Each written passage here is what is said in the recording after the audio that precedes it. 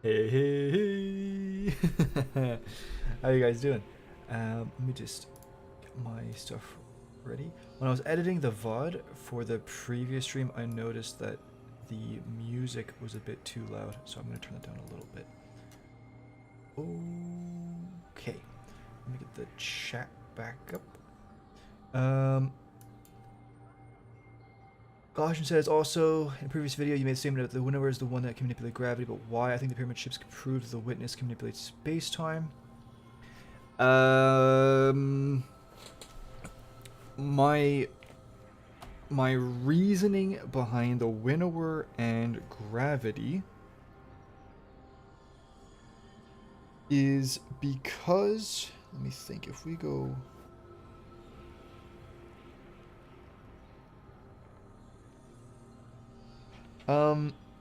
The clearest example that I can give you is Maracena and the creation of the Awoken.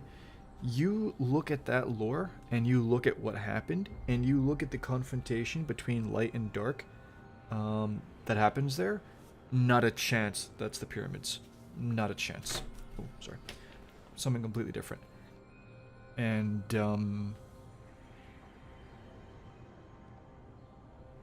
yeah, at the same time, that confrontation is between light and darkness in their purest forms. And it goes into like a lot of detail about the light and all kinds of stuff, like radio bands or radio waves and all kinds of color spectrums and all kinds of stuff.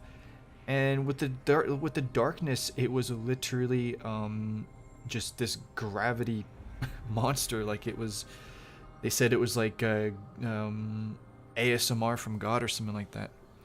But anyway, I am going to. I mean, most of the story. Wait, the volume of the pyramid, when viewed from outside, is smaller than what inside them.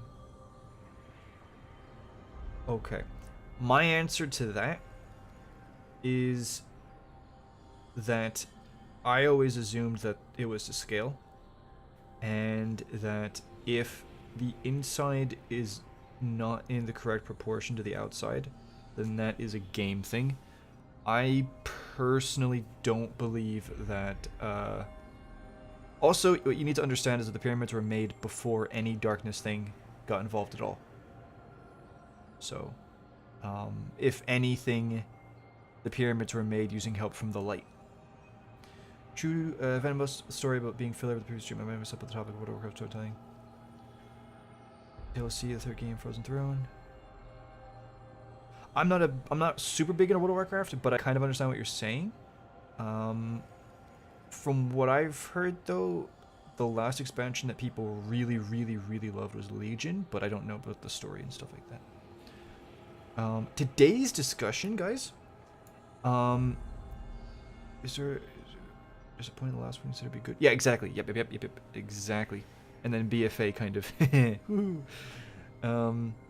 This one's going to be a bit of a shorter one, guys, because unlike the previous two discussions that we've done, there isn't so much really theory stuff going on as much as it's just actual events from the lore and then my kind of take on them. And if you did watch the previous video, also, I'm going to get into my spiel now, so I tend to like just not look at the chat or whatever just because I kind of go into focus mode or whatever, but I'm gonna have my spiel, get that out of the way, and then we get into like discussion mode, and then I go through all the questions, and then we chill and hang out for a bit. But I'm gonna just get this off of my chest, but there won't be that much compared to the last two, like I said, because it's just going over the events of and the account of the history of the character Lisbon.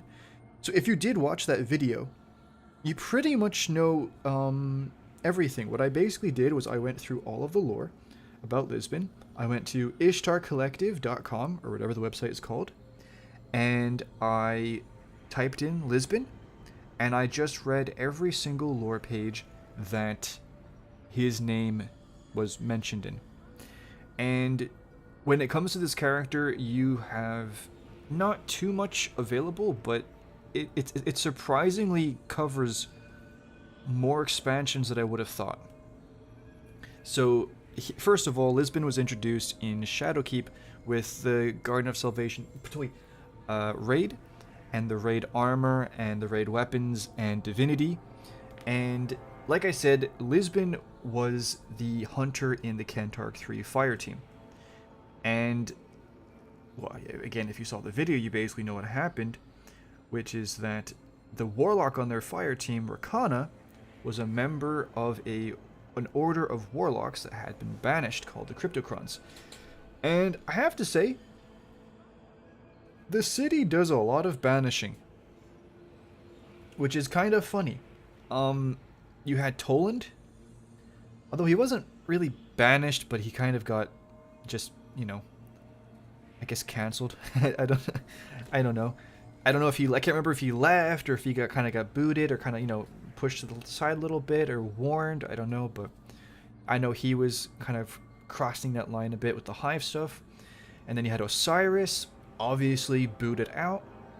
You had the faction wars, and you had Lysander and the I'm gonna forget their name now. Felix is gonna kick me. The Lysander and the green faction. We're gonna call them that. The Concordant. That was it, the Concordant. And yeah, they lost the faction wars. I know New Monarchy kicked their butts in the Bannerfall Crucible map, and presumably any supporters of the Concordant are gone and not in the city. I mean, technically, actually, all of the factions are banished now. Technically, like they all left, but yeah, they're Who else do we have that's banished? I don't know. I'm sure there's like technically the Dredgens are no longer welcome back. But anyway, my point is that this order of warlocks were banished. And this falls under the same reasoning as with characters like Toland and Osiris, in that they were messing with topics and they were digging into things that the speaker mainly didn't want them to be digging into. And I say the speaker, even though he's not mentioned directly as the cause for their banishment, because it says that they were banished not too long after Osiris was, and obviously the speaker was still a very key figure there, so they were digging into things that they really shouldn't be. And at the same time, what's interesting is that there is a link with Osiris when it comes to these Cryptocrons, and I didn't mention this in this video, but not only were they banished not too long after Osiris, not only does Ikora kind of have a little bit of a bias towards them because of that, it's implied, at least from my interpretation, but at the same time, even though they left and they were presumed disbanded, Osiris literally prophesied that they would come back, or that at the very least they were still a thing, and that was true. So what is it that they were doing that was so sus and that was deemed dangerous? Well, they were messing and dabbling in Oneiromancy, which is using dreams and visions to try and see the future and to try and learn the truth about things. And you might ask yourself, why is that dangerous? And to be honest with you, I'm not quite so sure. The only answer that I can give you from just literally off the top of my head is, why was Osiris banished? He was just looking for answers too. He was just trying to figure out the future too. Well, the reason why was because him trying to find out these things, it was considered a distraction. Because back in the day, the key focus was the protection of the city and keeping everything secure. And when you had this guy, a very charismatic and influential, I mean literally the Warlock Vanguard, sending people and inspiring people to go on these quests for wild goose chases and all that kind of stuff, it's considered not only just a waste of resources, but because of the fact that this is during a time period where you have your 6 fronts and your Twilight Gap happening, it's considered dangerous. And at the same time, you can get into the fact that he was poking at the bear, which was is the Traveler really good? Is the Traveler really this and that, and trying to get really a bit on the nose about a few things, and obviously the speaker doesn't like that. And I would say that if Osiris was willing to go into these types of topics, probably the Cryptocrons would as well. Another thing as well is, and this is again just my opinion, but the thing with the city is that it's always been held together very, very loosely, and it's been very barely hanging on when it comes to society. I think players and even people who enjoy the lore, they don't understand this because we look at the lore from the lens of Guardians. And Guardians literally live on the Mount Olympus of the city, completely disconnected from the rest of the population. And it completely is disconnected from that society. There's a reason people are like, oh, I don't care about the factions being gone. Bro, the Vanguard are not supposed the Vanguard are not supposed to rule the city. The Vanguard represent the Guardians. The Guardians are not humanity. The Guardians are not the city. The factions represent humanity, and you know, them being gone is actually really, really bad. And people act as if it's fine or they don't care, but I think it's personally hypocritical and it's not really ideal. Anyway, my point is this, that when things are barely holding on, what was the main bit of glue holding everybody together? It was faith in the Traveler and the Speaker. Because you had the Guardians represented by the Vanguard, and you had the factions representing the rest of humanity, but you had the Speaker tying them in together with their combined reverence and, I guess, gratitude towards the Traveler and its great sacrifice and whatever.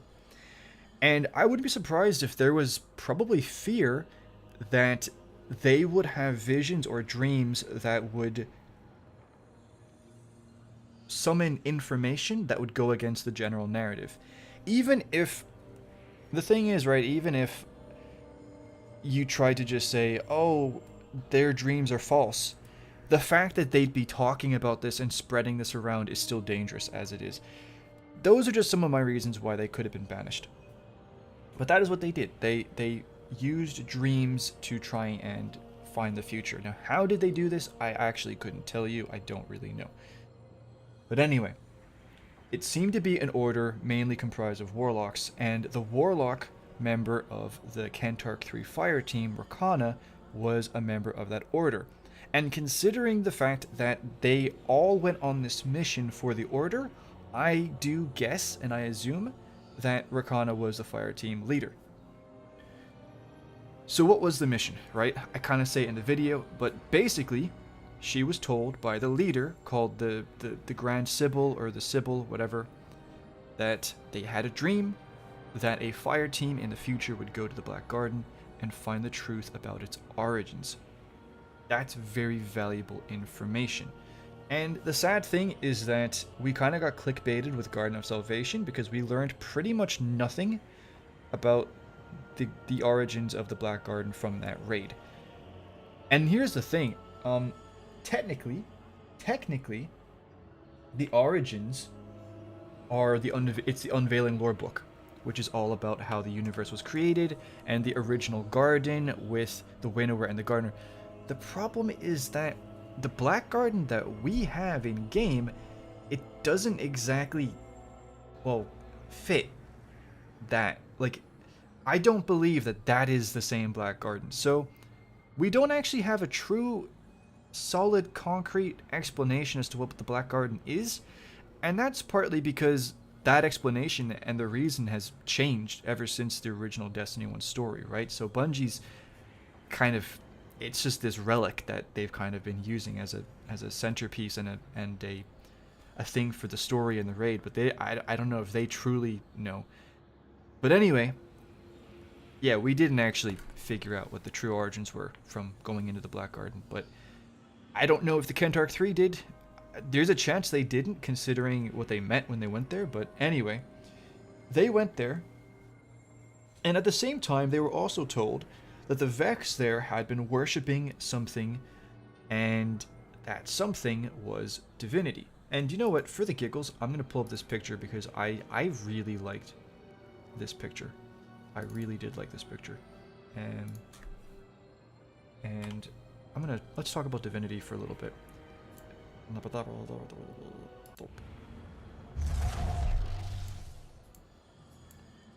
Okay, there we go. So this is divinity, and I should have brought up actually the ArtStation page, because the guy, I really appreciate this, he actually has a 3D model that you can rotate and stuff like that. So divinity is this relic that the Vex were worshipping or honoring. Why? Well, truth be told, the answer might be as simple as the fact that it's a paracausal object, and also that it is connected to the darkness. Something that I will say that really interested me when I looked at this was I actually came to the realization that this weapon is not Vex. It is not a Vex weapon. I always assumed that divinity was a Vex weapon. I always assumed it. And there are three things that pointed this out to me. The first were these details here. And what's interesting is that if you look at Vial of the Disciple and you look at, I'm trying to think of another good example, but any of the Witch Queen architecture where there's, I think the best example is very clearly where Rolk is in the Vial of the Disciple raid, when everything glows, all the symbols glow. It's this type of detail. At the same time, the old pyramid ship architecture design from Shadowkeep really heavily had circuitry stuff like this. I don't think it was exactly like this, but it was still similar enough. So that's the first thing I wanted to point out.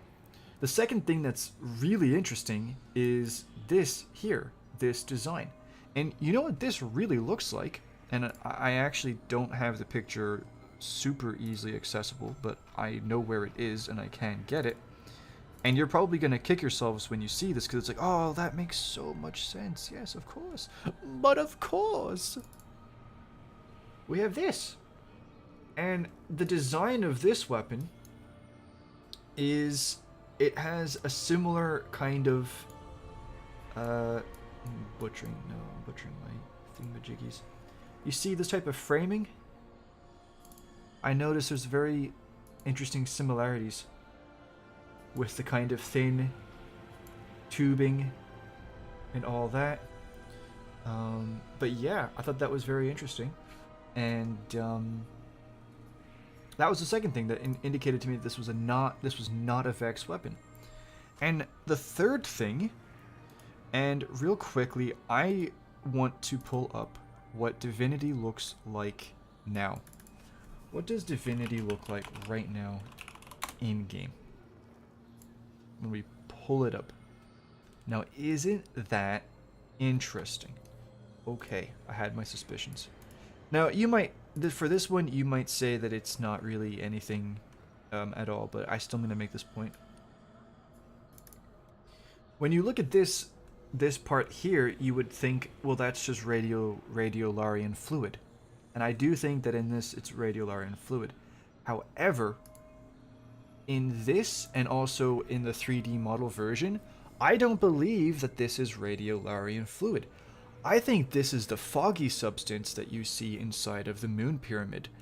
And again, I think this just leads to the idea that this is a pyramid weapon. Oh, and before I forget, we have even more. Do you know what? I might as well just get the actual picture up and show you the 3D model, because I can't show you the thing, unfortunately, from this picture. But we go Divinity gun. Degu. Okay, let me get the thing. Here we go. Okay. Here we go. Here's the gun. And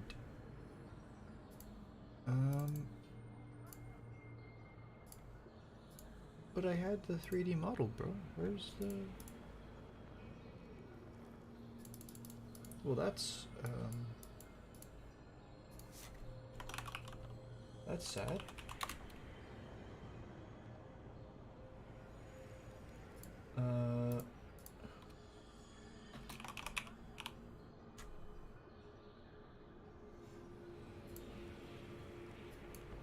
I wonder where it went. I wonder where the, no, that's not it. Okay. Anyway, I'll just say it, and you'll have to take my word for it. But, you can vaguely see it here. The detailing on the top of the rifle, or the barrel, or whatever it is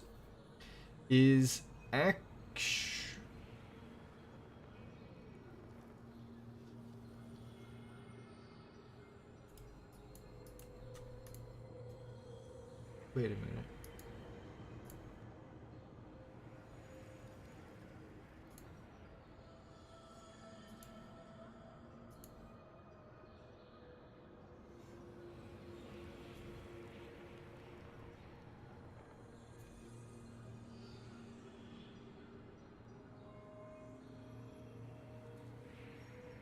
That is really cheeky. That is actually so cheeky. Okay. That is really interesting.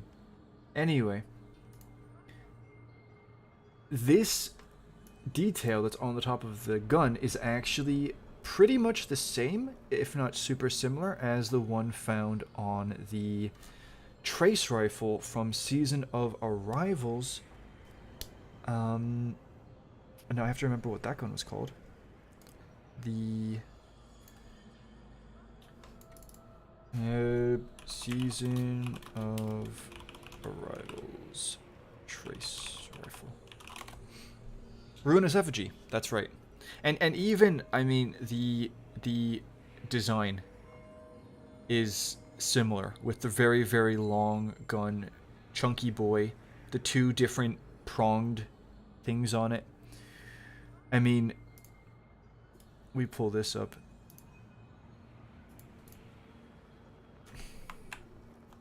Okay, that's a terrible image. Ruinous Effigy. Equinox.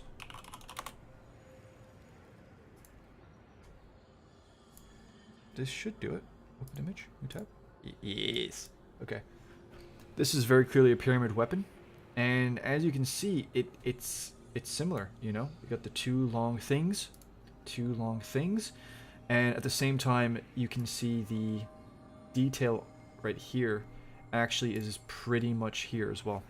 So anyway, I know I went on for too long about Divinity, but my point is that I do believe Divinity is a pyramid ship weapon. And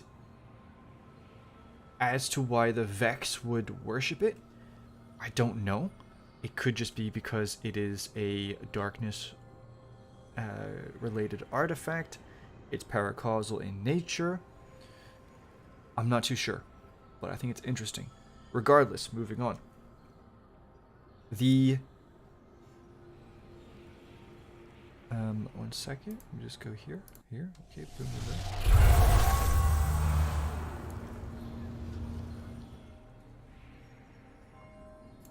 The fire team went in. And by the way, I am recovering from like a bit of a cold, so my sinuses are crying out. Give me 1 second.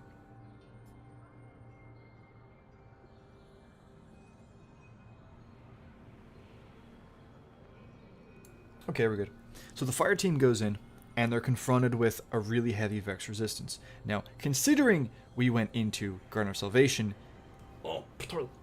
we know exactly what kind of resistance they encountered. And we don't know if they were able to find the secret about the Black Garden's origins, but they were able to get Divinity, and Rakana gave it to Lisbon.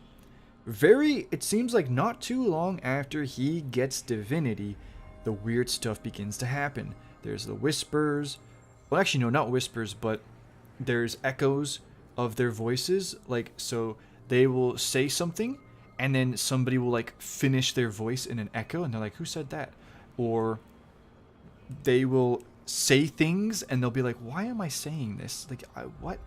For example, with Yardarm, the Titan. And even not just things that he says, But even things, excuse me, even things that he thinks. And he's like, why am I thinking this? This is really not like me. I don't understand what's going on. And then their ghosts start freaking out, and they're scanning things, and they're like, we have no idea what's going on. And then they start just having a really bad time. And the thing that's interesting about this lore is that it's split across, well, actually, no, it's mirrored across all three classes. So this story is told in the Warlock set, the Hunter set, and the Titan set. The Hunter set is from the perspective of Lisbon, and then vice versa for the other two. In Lisbon's one, in the, I want to say, the legs or the chest piece. Yeah, the chest piece, I want to say. Because the legs is when, yeah, they have the power. So in the chest piece, I want to say, at the end of it, he hears a voice saying, hey, can we just please talk for a moment? And then the next one, the legs, is the moment after whatever happened, and they have these powers. So I believe that this character, the doppelganger of, I guess, it could have been, they could have each seen a copy of themselves, or maybe they didn't, I don't know, but they were approached by somebody, and they were given the darkness. Now, I would argue, and if you saw my one video back in the day, I would argue it didn't give them these powers, it mainly unlocked it within them, because I do believe Guardians naturally actually have the darkness inside them. But regardless, they now all had the darkness. And what's interesting about this is that it's not stasis. People who just don't really think about it might be like, oh yeah, darkness, and then we got beyond light and stasis afterwards, so it's stasis. It isn't, because it's described as a burning power, like burning without a flame or something like that, and a pure destruction power. And stasis is not destruction, it is crowd control. It's freezing. Yes, there's destruction, but the destruction comes with the shattering, so it is very different. And to this day, I don't believe we have seen what it was they got. Strand, 100% it's not Strand. They got the red subclass that's being hidden for the reveal in the final shape. But, yeah, who knows? But, they have these powers, and the plan changes completely, and at that point, whether they have the secret of the Black Garden or not, they're like, screw it, we're gonna go home, we're gonna share this information with the Order, and this is gonna be great, and presumably share their powers too. And Lisbon and Rakana are on board with this, but sorry, what I'm saying, Yardarm and Rakana are on board with this, but Lisbon isn't, because he's got a clear head still. And it's actually interesting, it's almost as if, from his perspective, when he's looking at the two of them, especially Rakana, they're a bit too giddy. They're a bit too excited. They've got this power, and like Yardarm says, it feels awesome. It's like, don't forget how awesome this feels. This feels really good. It's like they just got given like some really good drugs or something like that. And he's not on board with this, and he's not consumed by it. And he's like, guys, this is from the wrong side. And the answer is, well, how do you know? And they don't really care. And in the end, they turned on each other. And this is what I believe is the point to them getting powers. And I didn't say this in the video, but I'm going to tell you now, because I was thinking about this, okay? Because a key difference between the Winnower and the Witness is that the Winnower actually cares about us and values us, and wants us to join his side. Like, actually wants us to join, and not just join him, but join him against the Gardener. We saw Lightfall. We know for a fact 100% that the Witness does not care about this at all. Because the Witness didn't even acknowledge us, and it was like, the universe makes us victim and perpetrator, while drawing a perfect triangle with its pinky. And so then the question comes up, okay, so then why give these guys these powers? The answer is actually really simple when you think about it, and that is, I believe, it was because the witness knew that these guys were going to go back with these powers, probably distribute them and teach others how to use it. And you know what you're going to get? You're going to get... I'm going to tell you exactly what you're going to get.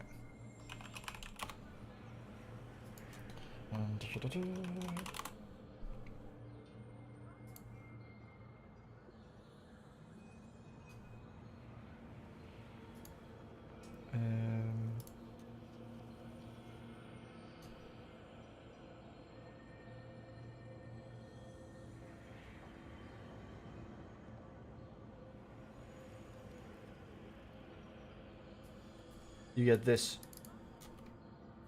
Temptation's Hook. So what's interesting about Sola, actually, real quick, before we go into this, is that this is actually a two-parter. This is a two-part story. Sola was just a normal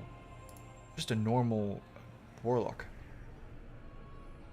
And then she gets this power. And this is, get this, Season of the Worthy after Shadowkeep.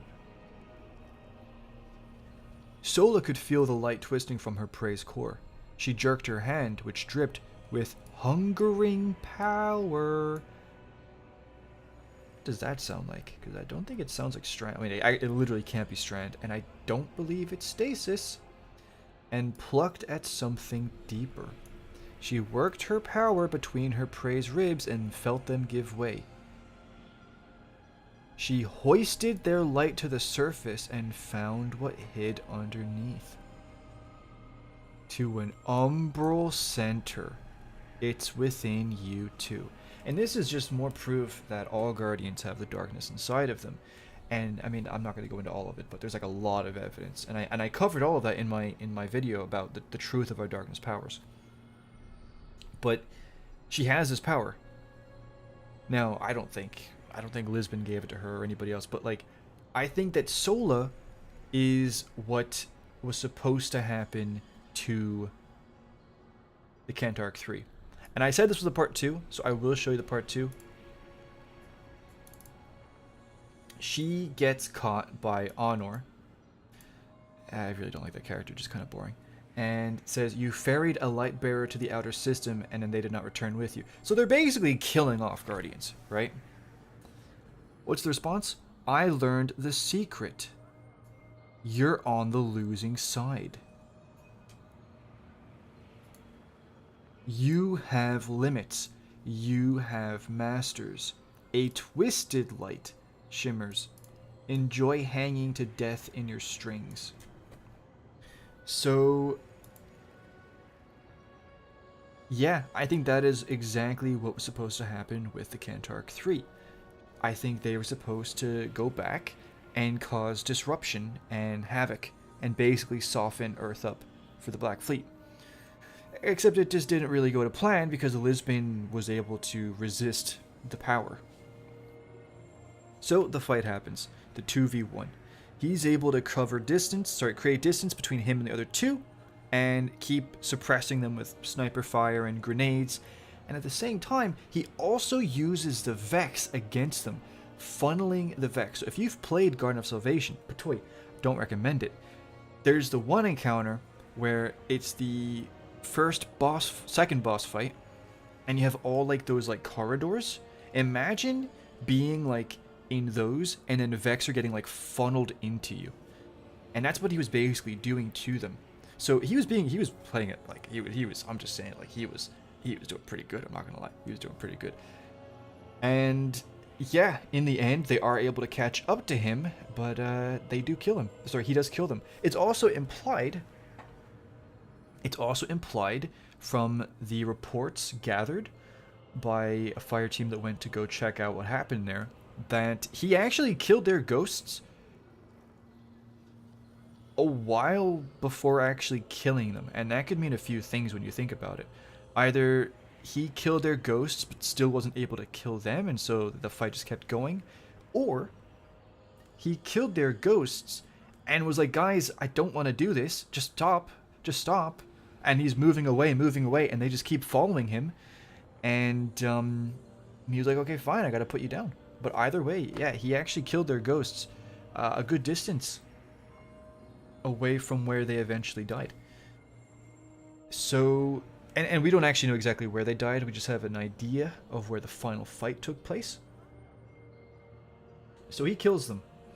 And as soon as he kills them, he turns on his own ghost. And the ghost actually, I mean, fair play to the ghost. The ghost even says, I will let you kill me, but I just need to know why. Why are you doing this? And he basically explains, like, nobody can know what happened here. Nobody can know about this power. And then the ghost realizes that you're going to kill yourself. Oh no. And that's when the witness, and who I believe is the witness, appears. And, you know, I can go into why I believe the doppelganger character is the witness. Long story short, the witness is the only one to have ever appeared as a doppelganger, as far as I'm aware. And what I mean by that is just Shadowkeep. You play Shadowkeep, you, spoiler alert, you beat Shadowkeep, you'll know what I'm talking about when I say witness and doppelganger. So, what's also actually another indication is the fact that this doppelganger, even when just as a copy of Lisbon, talks in us and we. So it's like, we can help you, or whatever. And then later on, after Witch Queen, they added in the weird like line effects just to show it's the witness, but they didn't do that back then. And the witness basically says, yeah, like, you never doubted, not for a moment.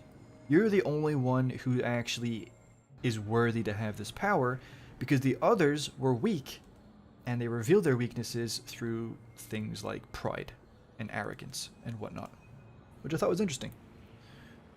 And it's a very short conversation, and I wish it went on for longer, but long story short, he's like, can you just make me forget what happened here? And the witness is like, yeah, sure, why not? And I think at that point, the witness knew that Lisbon wasn't going to turn, and I think at the same time, the witness respected Lisbon for actually, you know, not being like the other two. And so, you know what, if he forgets everything, then nobody knows, and then it's all good. And yeah, like, that's what happened, and he left. And I believe that sometime after that, I do believe he actually ran into Ikora. Now, whether he ran into her by accident or not, I actually don't think he did. I have a feeling she tracked him down. I think the Hidden tracked him down. And I think he was confronted by her, and I think she offered him a chance at redemption. And I wouldn't be surprised that I'm just making this up, right? She confronts him. He's like, what do you want with me? And she basically tells him that he is missing memories, effectively. And so he goes to the altars of reflection in Savathun's throne world. He gets his memories back, and he actually, like, it does mess him up. He just keeps staring at, I guess, the image of Rakana over and over and over and over again. And it's kind of vague. Part of it implies nearly that he would see it and then make himself forget and then look again. But either way, in the end, he leaves and he's just accepted it. And this is who he is. And like I said in the video, the last time that we have ever seen him is in Season of the Deep, when him and his other hidden fire team members, Chalco Young, and by the way, I looked up, so Fenchurch is related to Tess Everest, and I mean, he's a guardian and she isn't. Cool. And then you have, and I think the idea is that a lot of the things that Tess sells are items sent to her by Fenchurch. And then you have Chalco Young, and I actually looked this character up, and this character has been referenced since the Dragon's Shadow chess piece. And real quick, I don't actually remember if the Dragon's Shadow is a vanilla D2 or if it was Forsaken.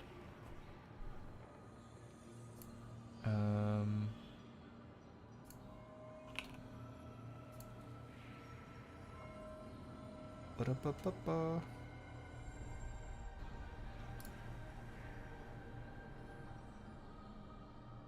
No, yeah, it's a vanilla D2. It's a vanilla D2 chess piece. So Chelko Young has been in the game technically since vanilla D2. I didn't see anything about D1. I don't think she was in D1. And Chelko is actually kind of close with Ikora, and I would assume that she's a higher up member of the Hidden. And I would say she's the leader of that fire team. And then you've got Lisbon, and the three of them go down into the ocean of Titan in a fallen or Elixni submarine, and then they find Oryx. And it's the whole thing of, you know, things could get weird, and they specifically make a reference to, you know, and let us know if you see anybody who shouldn't be there and who we can't see, and if you hear your own voice, you know, like, let it be careful, you know. And I do think that he actually did tell Ikora and the Hidden like what happened to him, and they are, I guess, better prepared as a result of that. There's even the mention of deja vu, and that is a very like stark thing with the darkness, which is memories. I personally don't like it. I don't like the darkness being a mental thing, but it's Bungie's game, so it's Bungie's lore. And yeah, the whole thing about, you know, if you feel like you're having deja vu, like, oh, you're in trouble. And the last thing that we see is them investigating Oryx's body and realizing, oh yikes, they were trying to resurrect Oryx, and also there's kind of signs of life still in his body. So anyway, that is literally the whole story of Lisbon. And the other part of that video was me talking about his power level. I made a mistake, and I didn't put the mistake in the video because I realized my mistake while making it.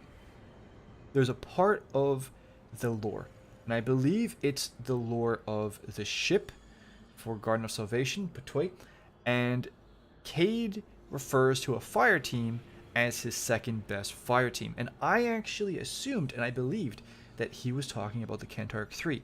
I was mistaken. He was talking about the fire team he sent to investigate what happened to the Kentarch 3. But going back to Lisbon's power level, I have a feeling some people might be triggered by me saying that he's more powerful than Anna Bray, Patoy, or Aphrodite. But I just think that this power, the fact that we've never seen it, we don't know what it's capable of, that he's able to beat two Guardians who, by the way, like, this isn't like two Guardians fighting each other who have no idea what the other can do. This is like some Obi-Wan versus Anakin stuff, where they've literally been training with each other their whole lives. They know all of their moves. And you know that thing that you call the goofy swirly whirly? Yeah, it's literally them trying to break the other person's ability to predict what they're going to do next because they know each other's moves so well. But anyway, that is the level of, I guess, a bond that most likely existed in this fire team. And so all he has is his light and his sniper rifle. They know exactly what he's going to do. And it's even mentioned where he's able to kind of predict what they're gonna do in this fight because they've been fighting together for so long. It's gonna be the same the other way around. They're gonna know his tactics. They're gonna know what he's gonna do. You have to do some serious mind games to break that level of, you know, predictability. And so then you put him against some, and he's so first of all, he's at a disadvantage there. Second of all, they are going full in on these powers that, from the way they describe it, are really highly destructive, and he's not really using them at all. Yardarm specifically says that he is holding back, and he's not really using the powers. So he's at an even more, at a greater disadvantage, and he still wins. Now you put him against somebody who's never seen him in their life. They don't know how he fights. They don't know his tricks. They don't know he has that power. And even once he begins using it, if they're able to get away and cover distance or whatever, they don't know what it's able to do.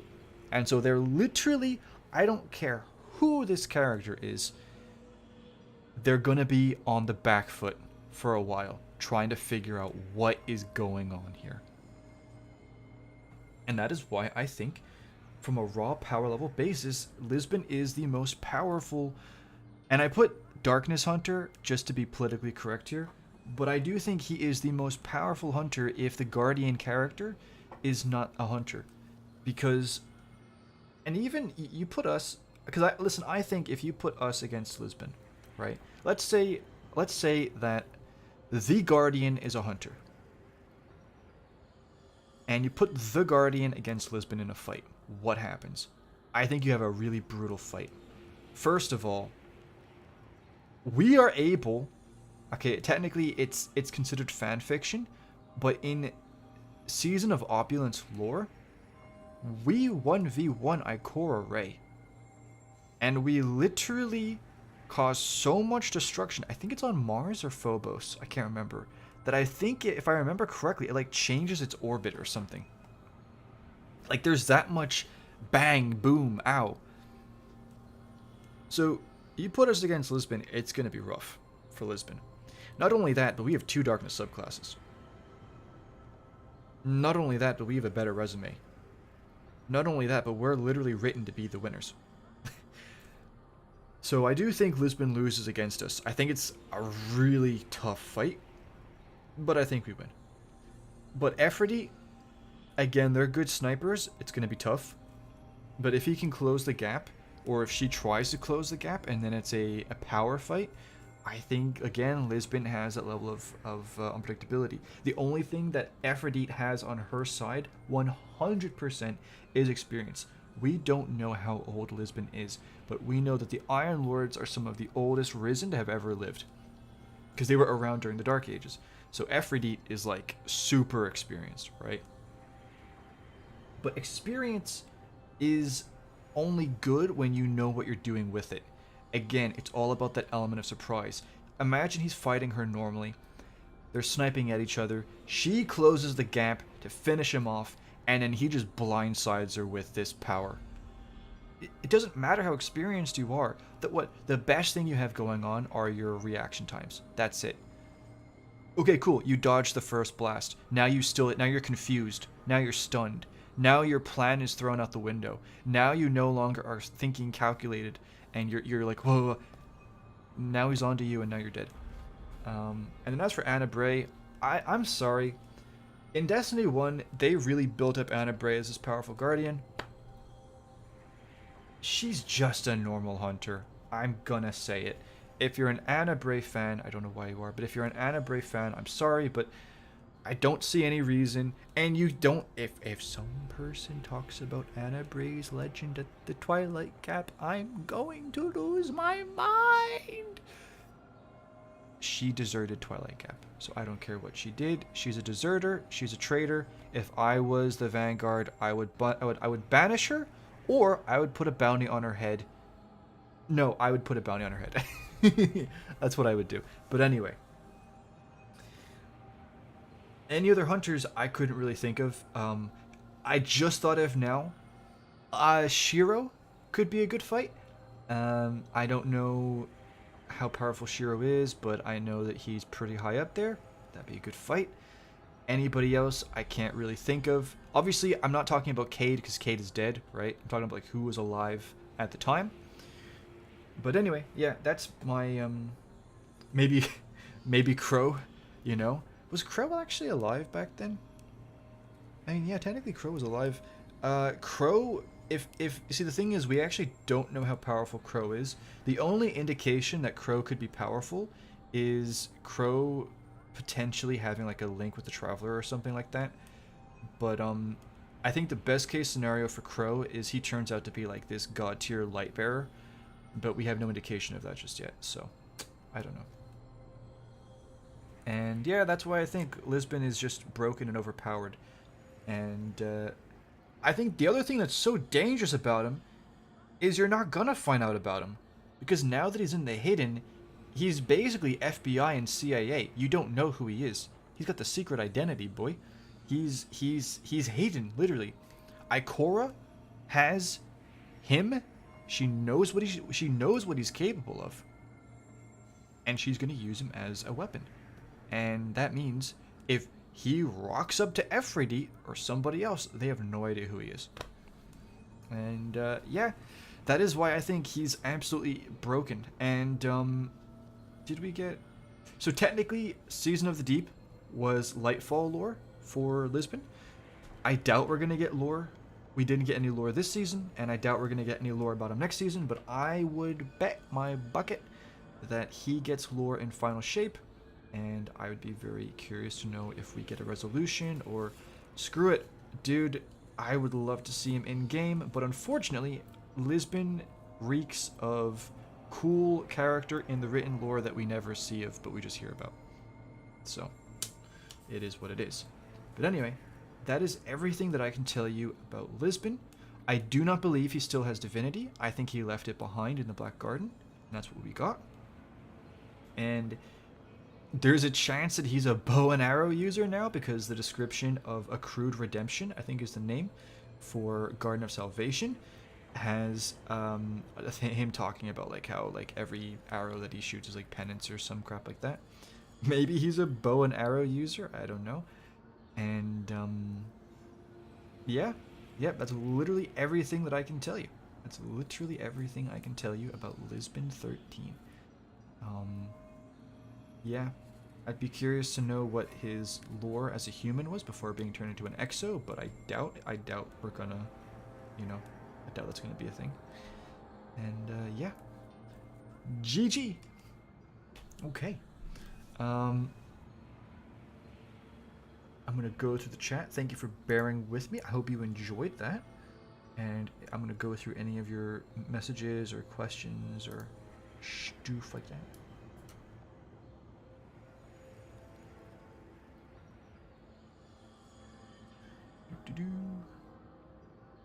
Also, if you were not here for Wednesday's stream, I'm sorry, I actually completely forgot to do the VOD yesterday. So what I do is I download it from YouTube, and then I just edit I just cut out the first bit, which is my spiel, and then I make that its own video.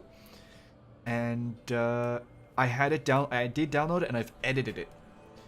And I was going to upload it, but I would have been uploading by the time this started, and then my internet would have been terrible. So I'm going to have it up tomorrow. So you can expect hopefully this VOD tomorrow, and then you can expect that one tomorrow. If you're already here, then you probably don't really need it, but it's helpful for people who aren't here, who don't want to have to go through a whole stream. But yeah. Okay. So I'm gonna go through the messages again real quick from the beginning. So the thing about the volume of the pyramids, because of the fact that the pyramids were made during the pyramid race's golden age. Actually, let me just let me go back to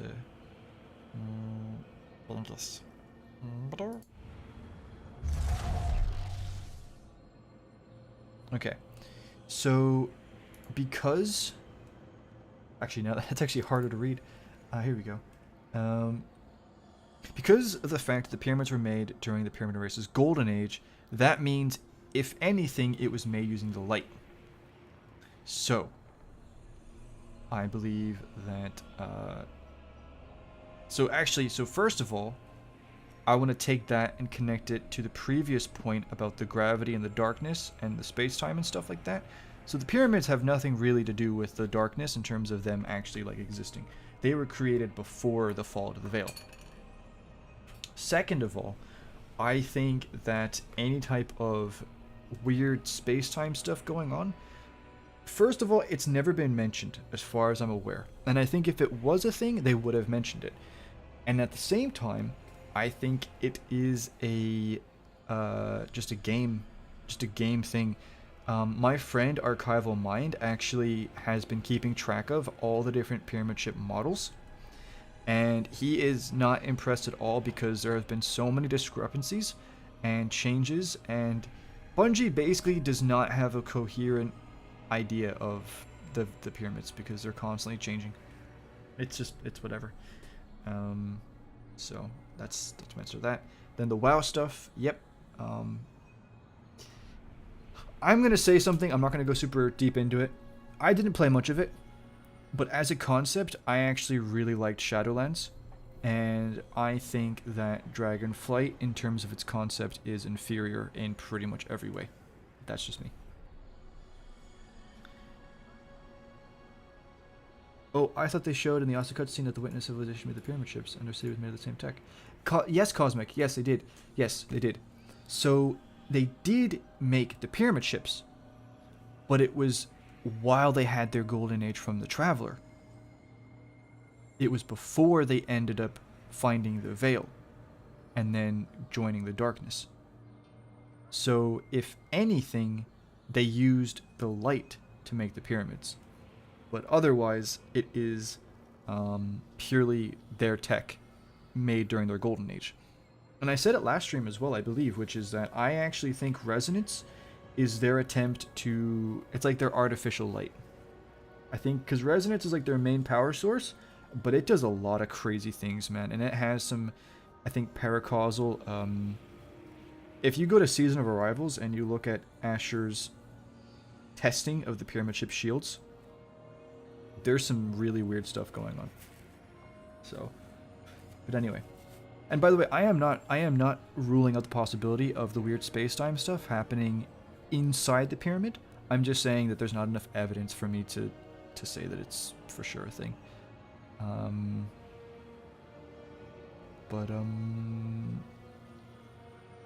Yeah, you need to keep that in mind, that you would have a pre-witness race walking around these things and presumably stretching them out or something. I don't know.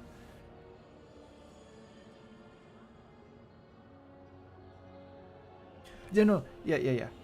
You can, of course you can. You can ask any type of question you want, man, in the Discord, and even here. The reason why I just want to get the spiel or whatever out of the way is so that what I like to do is it's easy for me. So first of all, I like to keep these streams not too long. The purpose of the streams are just for like the extended discussion about the video, like the topic of the previous video or whatever. So I like to do the discussion, like the main spiel in the very beginning, so it's easier for me to just edit that and I know that it's there. And then at the same time, when I am talking to people and I'm answering questions, I'm not like, okay, I still have to like say my thing and then we're getting off topic. So I like to just get it out of the way, you know? And I did it. It's out. It's gone. But yeah, you can ask questions here. You can ask whatever you want. And then in the Discord, you can ask whatever you want there too, for sure. We have got two things that are good for questions. We have the questions from me, and that can be lore or just like anything in general, like life or whatever. And then you have suggestions and theories, which is just, you know, it kind of is what it is. They didn't banish Shayura. True, Shayura is another one. But from the sounds of it, Shayura just kind of had like PTSD. But yeah. And the consensus only agreed exactly, yeah. It was the speaker.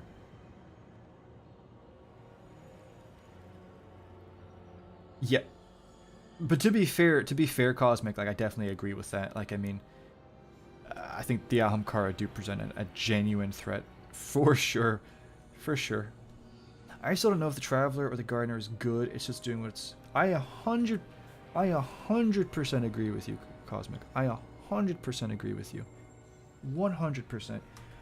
I don't think the Gardener is good.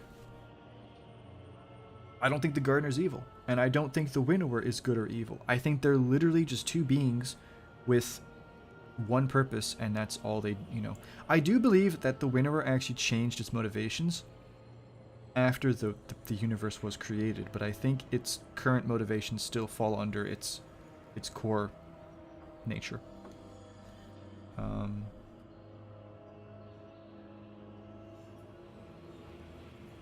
Yeah. I think there was definitely a version of that where it was the villain, but I will say I heard a version where it was seemingly not the villain, so I don't know. There's different I don't know, there's different things floating out there. Bifin and Mylan made a collab on Divinity because of the drama that divided the community. Oh yeah. Are you talking about the Salto Greppo nerf thing where he like got the gun nerfed and people were like, oh, it shouldn't be nerfed, oh, it should be nerfed. So where do the Vex properties come from then if it existed before the Vex? So I'm not saying it existed before the Vex. I'm just saying it isn't Vex as a whole, right? But that's that's a fair point. So what I'm going to do is we're gonna take a look here, and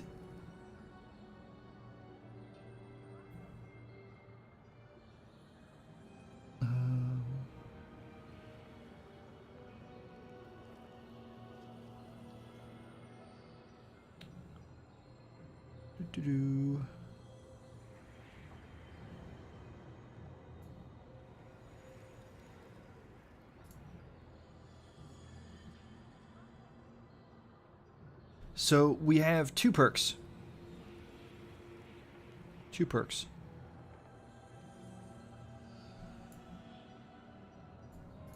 This is a good way of kind of seeing like what's what. So you got Judgment with this image.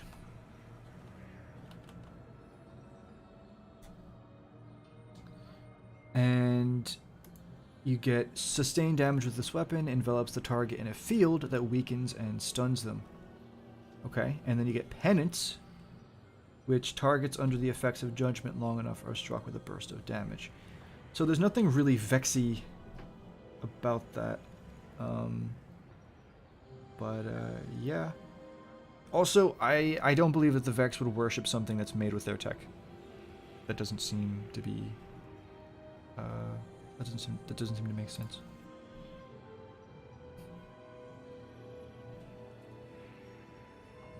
I see a lot of infinite forest energy up here. I don't know how I missed it for the first time. Could you explain that? I don't know what you mean by that. Infinite forest energy? Interesting. Hadn't considered that. Always took it as regular fluid. Yeah. True clone, you absolute gem. Yes, sir. Yes, sir. Yep. And that was another thing I loved about the Season of Arrival's guns. And I still have the pulse rifle that I use a lot. And Cold Denial.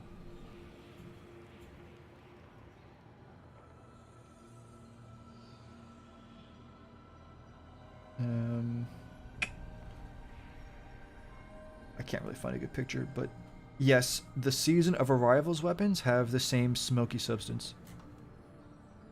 And I personally wish that we had that as a subclass, but I'll tell you this real quick. We have never... Nah, I don't know. Do I really want to go into it?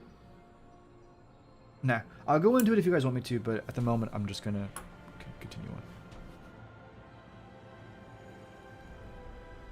It does look like a staff. Yeah, it does. Yeah, okay. Yeah. I do think it's a Blackfleet weapon, for sure. Blackfleet. And the Witch Queen... Hey, Luca, how you doing, man? In the Witch Queen final pyramid design language, the center of divinity could be the substance that the Scorn/Highworm experiments of Rourke's pyramid are suspended in. Maybe? I always assume... But that's kind of like a... That's more of like a crystal type of... Like a... What's the word? Like a resin. You know? Like a fossil. It's like a fossil that they're in. Especially the worm. It's like an amber resin. Also the ice planet that the Drifter was on. Yeah. I don't know what that's a reference to, but yeah. Is it a coincidence that Lisbon named after Lisbon, Portugal? Because that would have religious implications. What would the religious implications be? I never thought about that. That's actually really interesting. The Void. The fan animation of Kendrick in the Black Garden. Oh yes, I did. I don't know if they ever finished it though.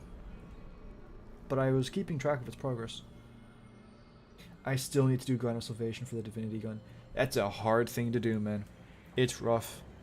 Do you know what? No, sorry. It's not rough. Sorry. Let me rephrase that. It's not rough. It's just tedious, and it takes a lot of patience. I think that the thing that's rough about it is just doing the raid. And Garden of Salvation, okay, I'm gonna be completely real with you. It's not the worst raid. Okay, it is the worst raid, but it's actually, it's just that it's very mechanically intense. If you have a good team, the second encounter is going to be okay, but if you don't have a good team, the second encounter is awful. But I think either way, regardless of how good your team is, the final encounter and the final boss is going to be awful and terrible, purely because you have to go through so many hoops and go do so much to get to the damage phase, and then you have to do even more to get the real damage phase, because you have to like extend it. Because if you just do the damage phase, you don't really get much time at all to do damage. You have to like do these special steps to get more time. But that more time doesn't make it feel like an extra long damage phase. It just feels like, oh, well, this is the real damage phase. It's just a pain. It's a pain. But you know what? If they make Garden of Salvation weapons craftable, I think I might actually just do it, because the guns are so good. The armor I'm disappointed with. I am very disappointed with the armor, but the guns are so cool. Also, the original design for the weapons had them be like black and red. So like the white lines on the guns were red, which is really cool. It's the best looking skybox of all the raids.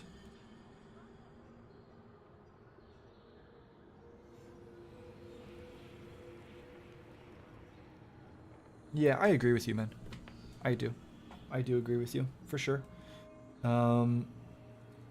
Like, Last Wish looks really good, sure, but it's just the Dreaming City, right? It's not doing anything special. The Black Garden stuff looks really, really good. Really good. Yeah, for sure. I think Garden of Salvation is probably the best looking raid. It's a shame, man. It's like, it looks so good, and it's just so painful.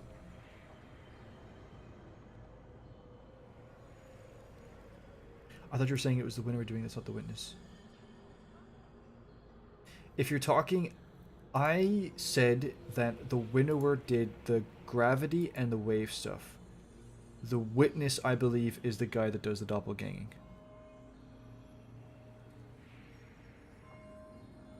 If that makes sense. I apologize for the confusion. Is your uncle... Do you really think he's been inside this traveler?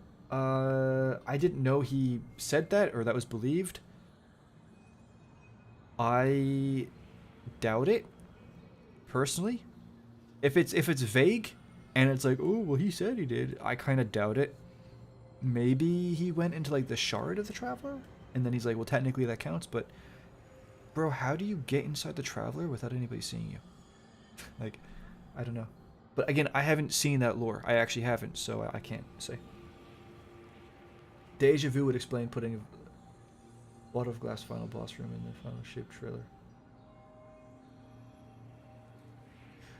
Bro, I'm afraid the whole expansion is going to be Deja Vu. The whole expansion... So, my best case scenario for this expansion story is we go in, we find the gardener, properly revealed, and then we kill the witness, and then the winnower is like revealed in the sense that like the existence is confirmed, right? And that's like the next big bad that we have to deal with. The worst case scenario is we go in and there's nothing gardener related, and the whole story is you going, oh, this place looks like the EDZ. I remember when I was in the EDZ. Oh, this place is like the Tangled Shore. I remember when I was in the Tangled Shore. Oh, these are fun. These are Hive. I remember killing Hive for the last 7 years. Yeah. And then you have like the one new bit at the very end, and you go to that bit, and then it's just purely taken and subjugators, and then you have the raid, and then you kill the witness, and then that's it. That's the worst case scenario for me. But anyway, I think there still ties of gravity to the darkness that Bungie is keeping in its pockets right now. So Cosmic, I would have agreed with you like 3 years ago. Because I believed in something called the Bungie magic. After Beyond Light came out, I no longer believe in the Bungie magic. Because, unfortunately, and I'm not saying this with disrespect, I'm just saying it as a fact, the lore is so full of discrepancies and the continuity is so riddled with bullet holes that, and also people keep coming and going from the narrative team, that and also the narrative team, according to Aztecross, has been forced in the past to completely rewrite expansions months before they come out on the whims of the higher ups. If that's true, it's yikes, but when it comes to older lore like that, all I can say is I hope they remember it exists. That's all I will say. I hope they remember it exists, but I'm not gonna hold out hope being like, yeah, they made that lore page back in 2018, and the time is coming. The time, bro. In 2016 in April, they mentioned blessed is the Nashtoreth. That Taken Knight said it, and we still haven't seen it. But there's gonna be the Nashtoreth is gonna get revealed, guys. I think there's a lot of forgetting that goes on behind the scenes, and a lot of retconning, and a lot of... So... is there a chance that Marasena gets retconned? Maybe, but until then, I think Marasena is one of the clearest indications that... And also, I mean, I'm not going to get into it, but like, if you actually piece together that lore and you connect it to the evidence and all the information we have about the collapse, it's pretty like night and day clear. Get it, night and day. That that's yeah. There was a completely different battle going on, for sure, for sure. Starlight was my mother, and my father was the dark. Anna isn't really flashy with her move, and I barely remember if Aphrodite showed her power anywhere. Aphrodite, like, killed like 20 Cabal with like 18 bullets or something. Or was it like 20 Cabal in 10 bullets with her sniper? She is good. She's very good. And she's an Iron Lord. Like, I'm not gonna knock her. I think if she's more powerful than Lisbon, then yeah, I think she's the most powerful hunter. For sure. For sure. Guardian deletes him, then T. True, dude. Turns him into a gun.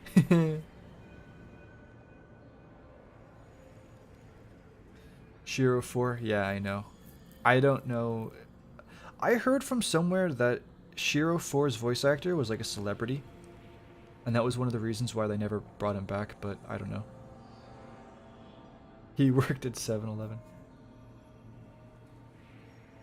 It'd be over delivery to put... Yeah, I know. Yeah, I know.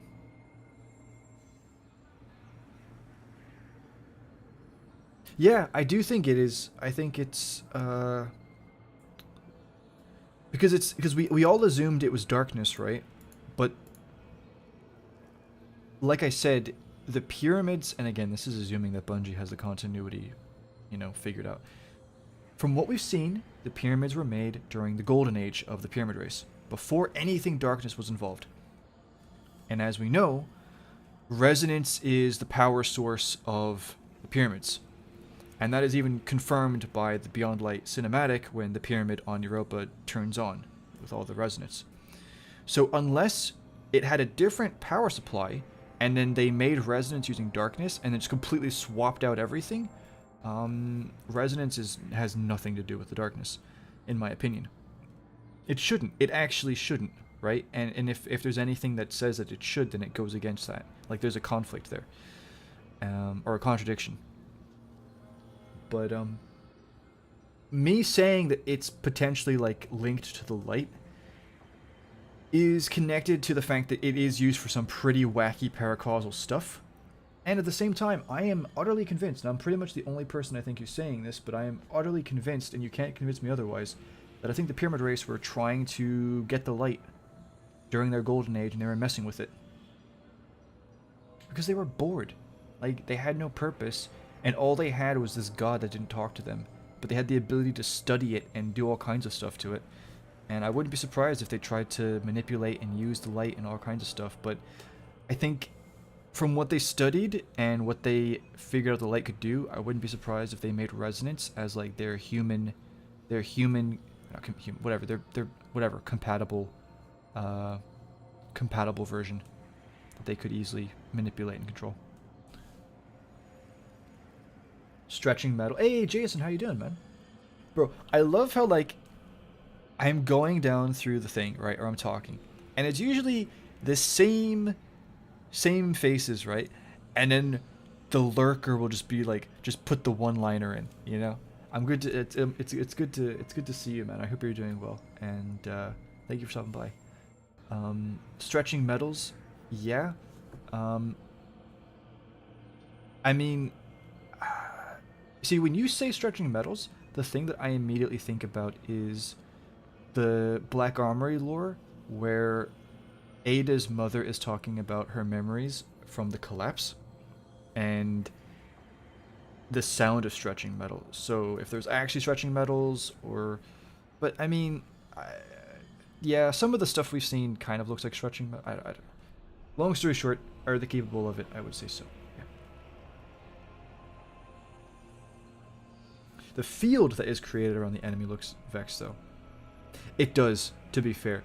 But the other thing you need to remember is that the art station thing that I showed you, the liquid looks way more like the smoky stuff than it does in game. So they may have just done that to make it look vexy. I know that's kind of a cop-out answer, but if they made one change to it, you know. I mean, energy similar to Infinite Forest and the guns you were explaining. Infinity. Really? I wasn't really aware of the Infinite Forest having like a specific like energy.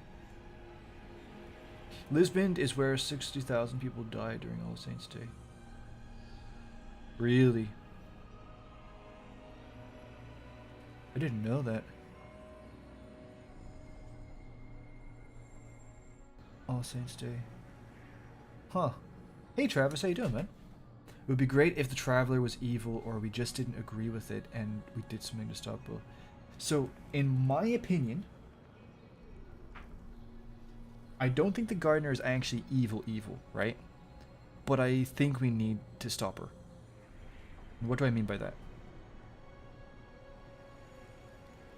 What the Gardener wants is a universe where nothing dies and everything lives forever and yada yada yada. The problem is that Drifter was shown from the 9 that it's not exactly going to be a pleasant experience for us, meaning you could literally have your skin peeling off, or you could be sick, or you could be injured, or whatever, and you're just not going to be allowed to die, and you're going to be like, let me die, please. And the Gardener's like, no, I don't want you to die. And you're like, kill me. So I think it's just, yeah. And it literally is, it falls into line with the Winnower's logic, where the Gardener is just going to cause unnecessary suffering. And technically that's what she did. Like, I know this is like a really, like a, kind of like a philosophical weird thing to say, but it's like, imagine all the suffering that wouldn't have existed if the universes weren't made. Yeah. But technically, yeah. And then every time, like, listen, every time she makes a golden age, every time the Gardener gave a golden age, it's like the Gardener, every time the Gardener makes a sandcastle, the Winnower kicks it over and goes, that sandcastle wouldn't have gotten kicked if you didn't make it. It didn't need to happen, you know? It didn't need to happen. But you made it. This was your fault. So, yeah, no, technically, I think we need to stop her. I don't think that we're going to kill the Gardener, because people are going to be like, no, the Gardener's the good guy. And it's whatever. But in my opinion, if the Winnower gets revealed, like, I don't believe the Witness kills the Gardener. I don't. If the Witness kills the Gardener, I will be utterly bamboozled. But And also, I said it last time, I'll say it again. Why am I still confident that the gardener will be revealed? Because the thorn in everybody's side is the veiled woman statue, and we've seen it in final shape, so it probably will be revealed. I swear, if they say that the statue is, it's just a metaphor for the ideology, I'm gonna jump out the window. But yeah, I would like to see both. Well, I think, listen, and I'm gonna make a video about this in the future. We are the final shape. We are the final shape. And I think that ideally, the winnower and the gardener will die, and we will live on. And if I had, if I had to make a story designed to make as many people happy as possible, because listen, if I wanted to go full like dark mode, I would have us like kill the winnower, and then the gardener is like more powerful than ever then, and then we see what the gardener wants, and we're like, no you don't, and then we like butcher her. But that's a bit too much for people, I think. So if I was the one making the story, I will tell you. We go into the traveler. Okay. We go through memory lane, but the whole time we are hearing about those events from the gardener, and she's talking about that, and then we find her, and or we get these sequences where during the campaign the guardian gets dreams, and it's from the gardener, and the closer we get to the witness, the more vivid the dreams get. We get to the witness, we stop the witness before he can actually get the gardener, and then we save the gardener. Then after credit scene, or it's like she's like, oh, you stopped the witness, but now he's going to now like someone like but now he's on his way, or now whatever. And then the witness is or the winnower is revealed. Okay, we're gonna build it up for like maybe like a year or two. Winnower arrives. The most friendly, charismatic character you ever met.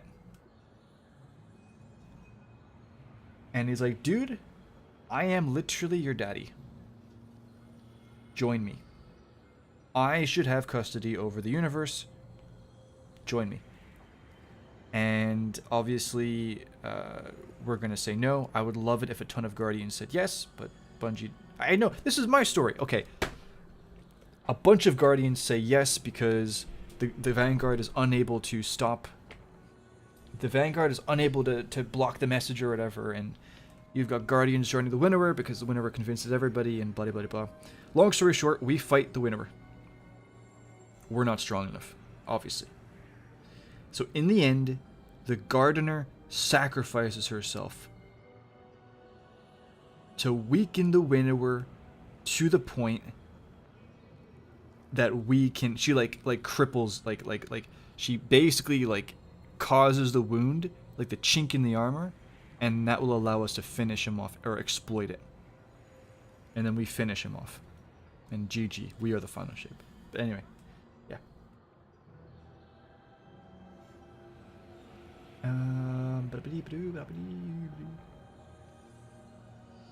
Protecting civilians during the Red War. Who? Oh, yes, Aphrodite. The sound of searching metals and the smell of earth, yeah. And people were saying that it was that concept art of the ogre. Get out of me, swamp. But the issue with that is that there's also concept art of that thing being... So fun fact, right? And when I show you this, people are probably going to know what I'm talking about, but I'll just bring it up.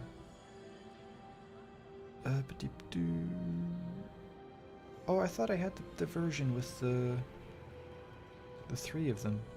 People like to have the picture of the Gardener and the Winnower, and then the green ogre dude beside them. You know who I'm talking about probably already, but... Anyway, regardless. That actually, they eventually used that design for the final boss of Garden of Salvation. But, yeah, I don't know what that was, dude. It could have been Hive, but, do you know what they also didn't do anything with? was the Aphelions. They literally just didn't. Yeah. I believe, and this is some huge copage, but I do believe, and I actually think that I might have some evidence about it, but I think that the Aphelion were, if they were ever going to be a thing, it was probably for D3.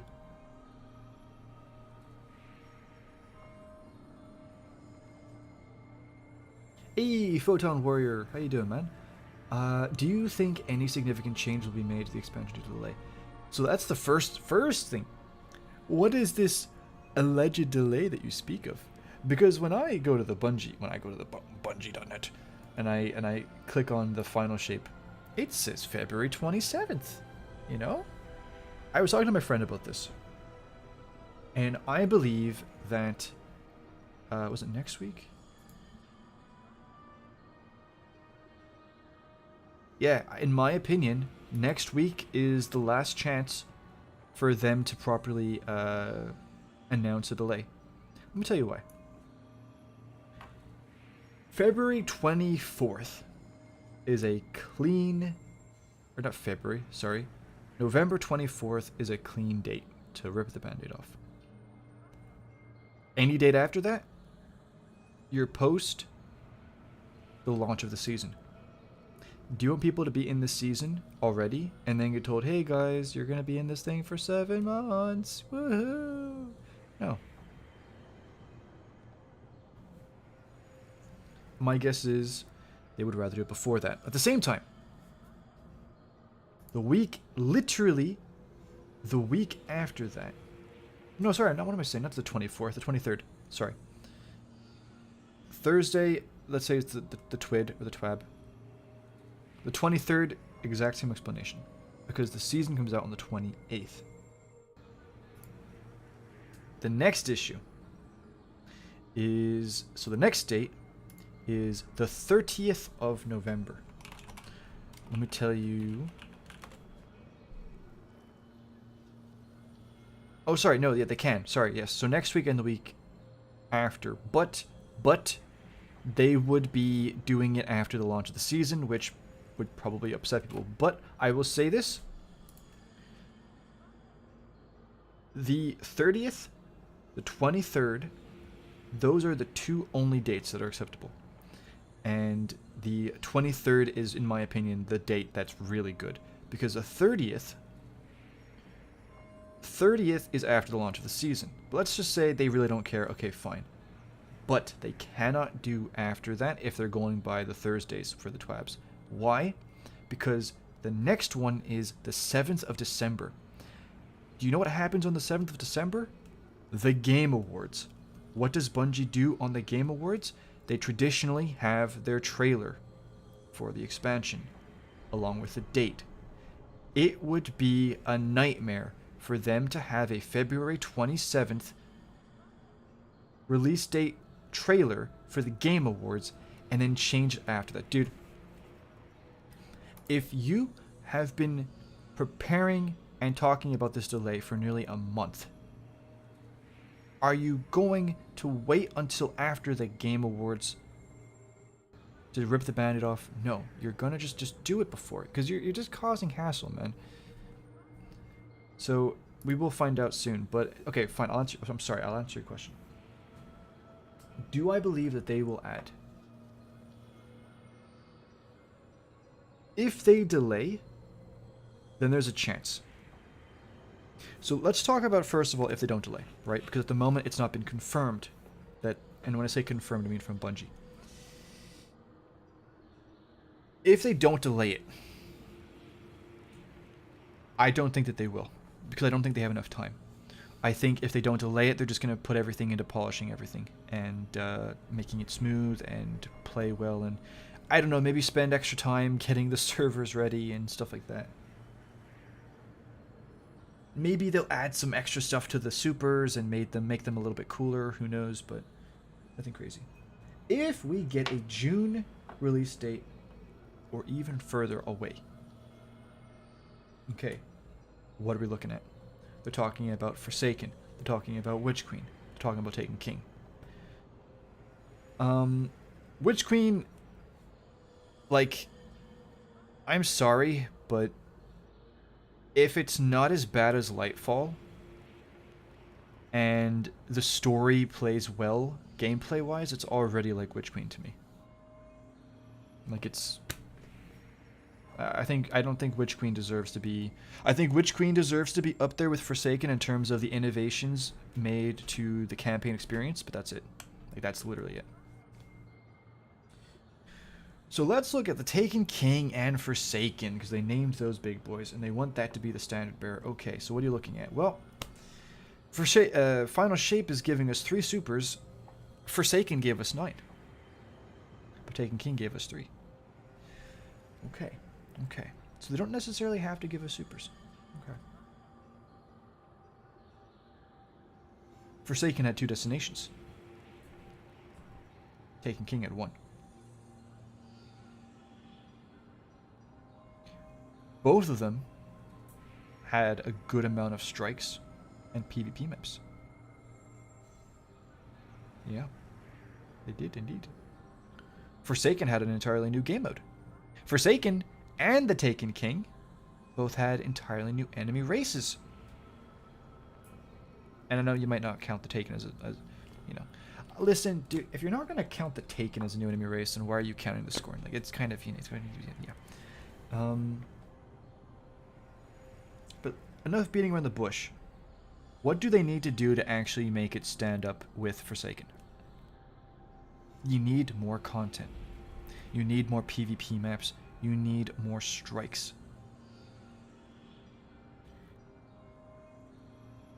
Here's the issue with that. PvP maps. Why are we asking for more PvP maps when there are PvP maps in the game that are just not in the playlists, like, publicly available? Unvault the PvP maps. Don't spend the time making new ones. Just give us back the ones took away. Strikes. I would love strikes. But I wouldn't be surprised if they add in, you know, strikes or, you know, what's the word? Skim strikes.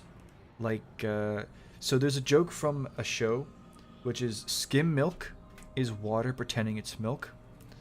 And a skim strike is like a battleground, which is trying to pretend it's a strike.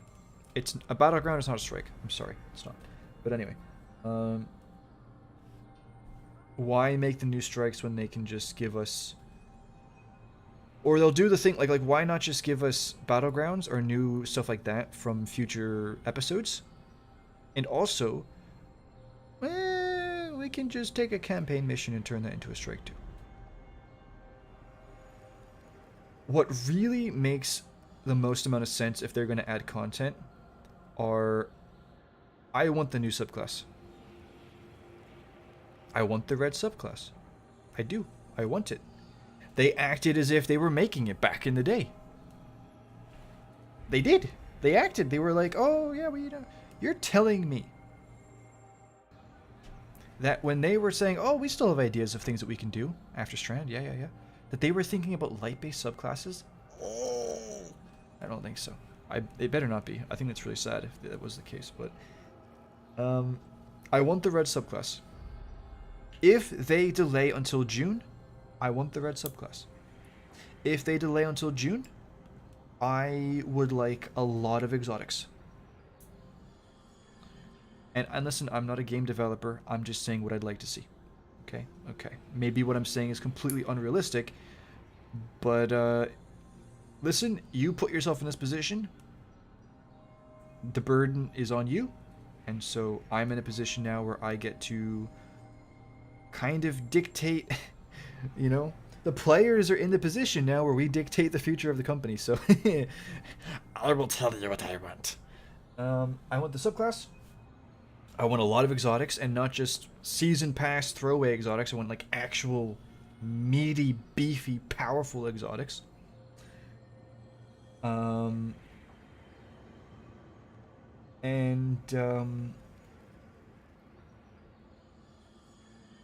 will say this, right? Let's say they don't. Let's say they have the delay.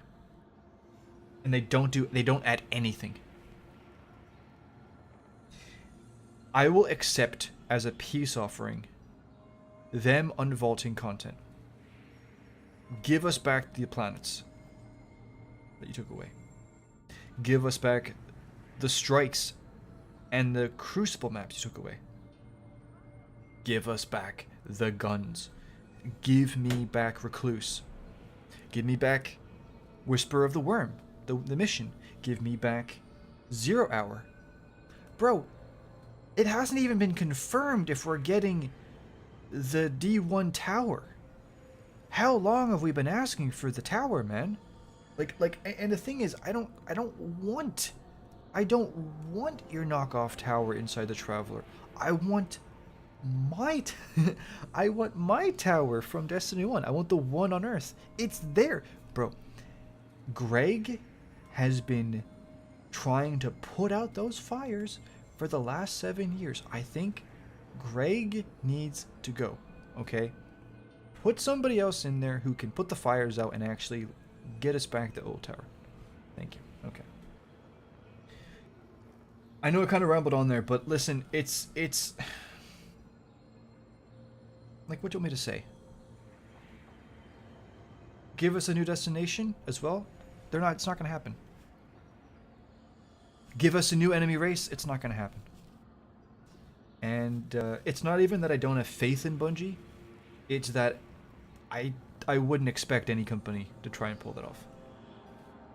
So I'm not expecting a destination. I'm not expecting a race.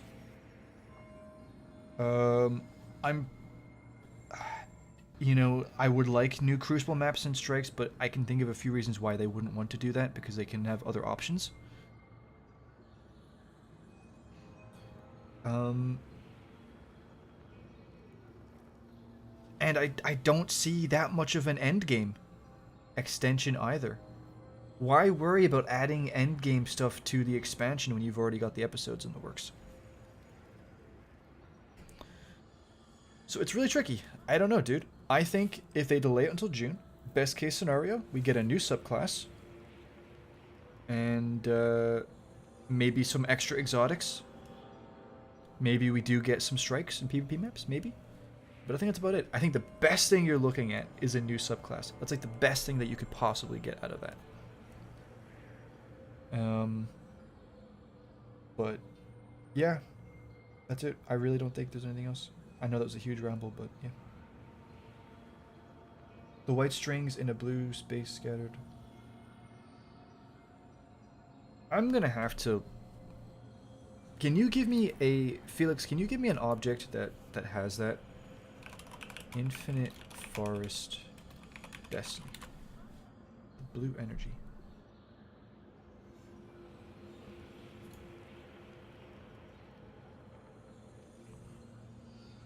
Because I'm not... Oh, I see it. I do see it. I know what you're talking about now. Yes, I do see. The Glycon.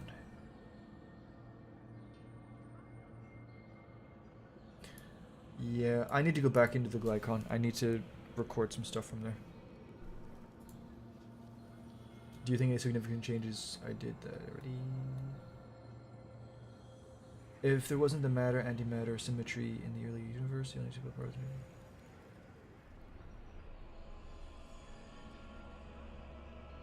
I'm just going to agree with you. I'm gonna agree with you. The answer is yes. You named your clan after, dude. Bro, wait a minute. Wait a minute. I'm gonna pull this up. 1 second. 1 second. 1 second. Where is... Oh, here we go.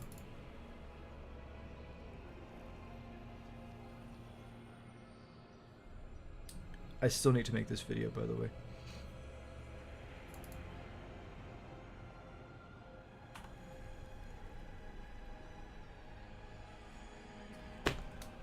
My boy.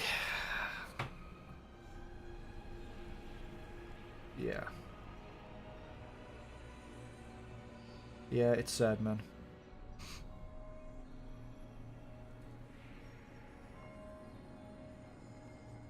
Yeah, they butchered him. But I don't know.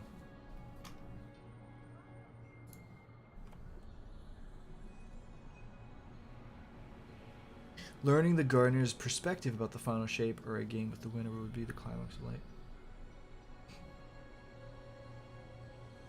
I agree with you.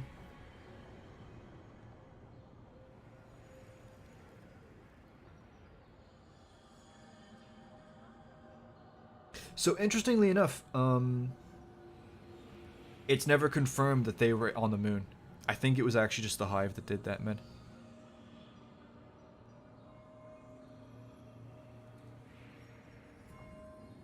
Yeah, yeah, I do think you're right about the tower. Yeah, I know. Like we just wanted one thing, dude. I think the main reason they're not gonna give it back is because like if they give us that, like why would they give us that tower when there's already one there? It kind of defeats the purpose, but.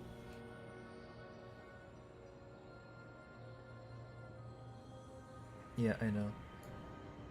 They know how to recycle races, raids, weapons, but one location. Yeah, I know. I know, I know, I know, I know. Yeah. But, listen, I want the final shape to be good, but just because it's a lot of reskinned content, it already has me nervous. So. We'll see. We'll see. Also, this was actually Gaijin, if you're still there.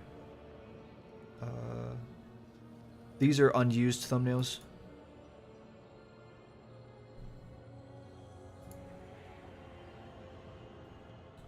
Got him there.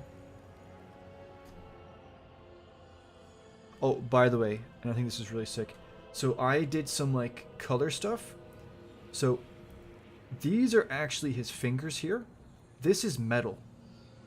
And when I kind of changed the this stuff is actually the same color as the color of Nezaric's Sin helmet and his armor. How sick is that, dude? I want these for my warlock. But yeah. Excuse me. And then we had these.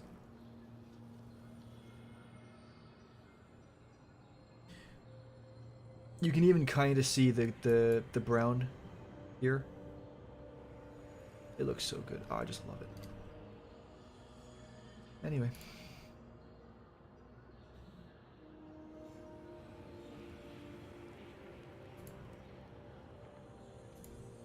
There's no way that they're done with him.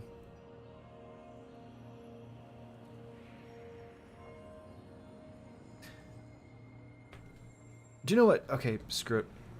Gaijin, were you here when I showed everybody the Nezarec statue?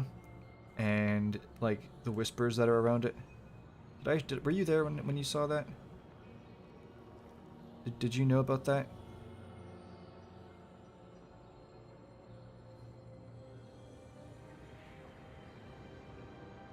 You might have been here, I don't know.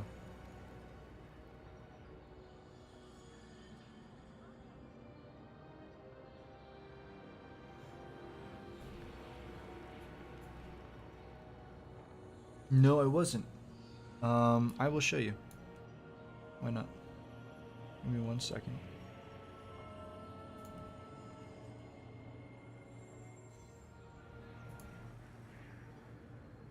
Wait, that was cool. I didn't know it did that. What? That is cool. I didn't know it was going to do that. Oh, nice. Okay, anyway. And let me get my thing up in here. I will show you. So the thing about Nezarec is that even though they gave us that version of him in Lightfall, the lore still acts as if there was more going on with him. And the big thing is the whispers.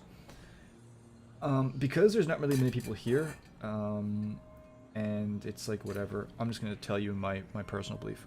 Okay? Because I've done like a lot of digging into a lot of things. I believe that Nezric was originally...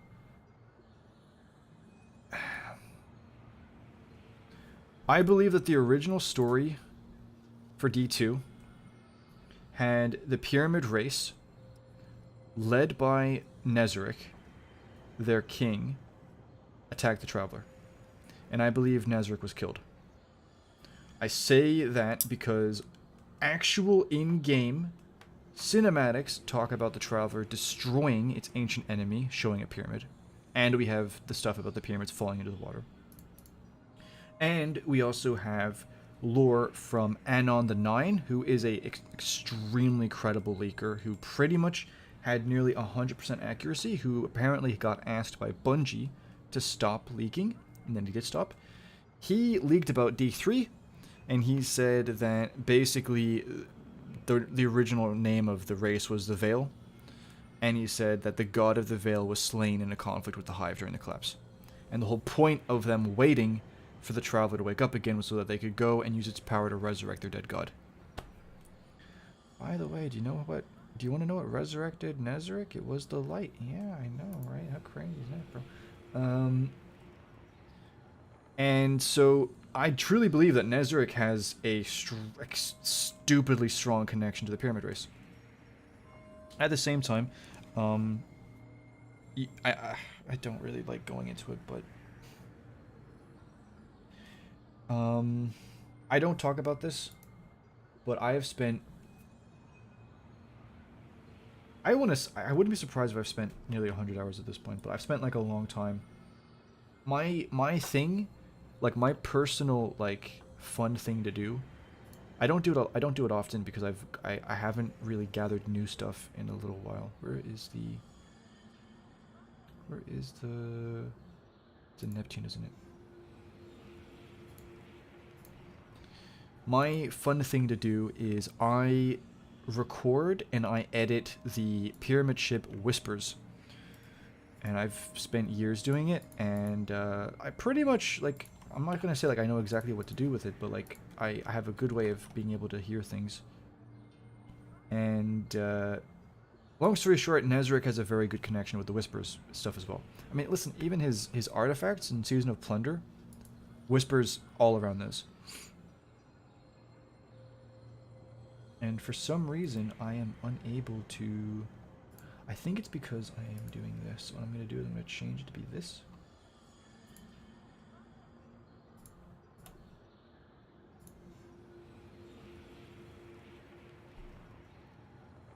I cannot hear my game for some reason. I'm having difficulties.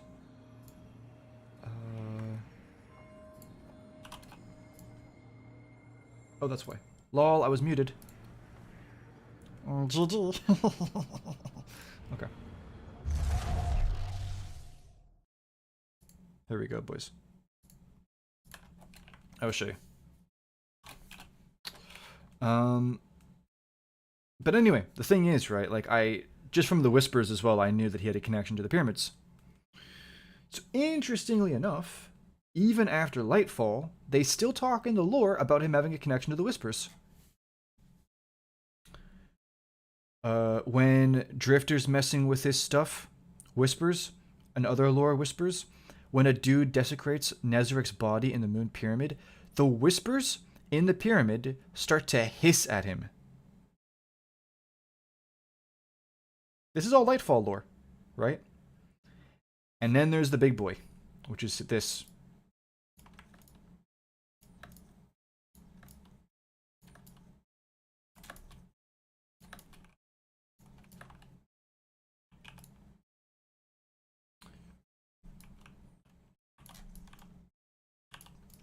Oh, by the way, I'm pretty confident that this is actually a chess piece. And,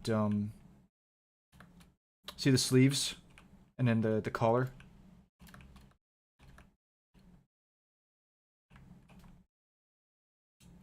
This one, though, I have no idea. This thing here. Couldn't tell you.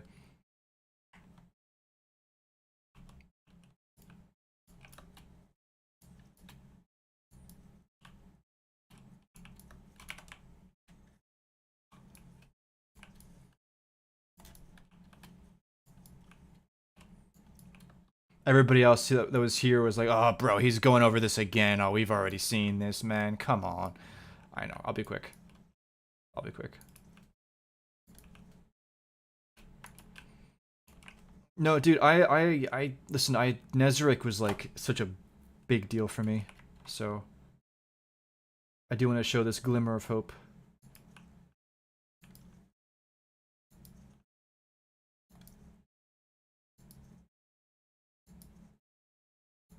Okay, can you just die, please? Thank you.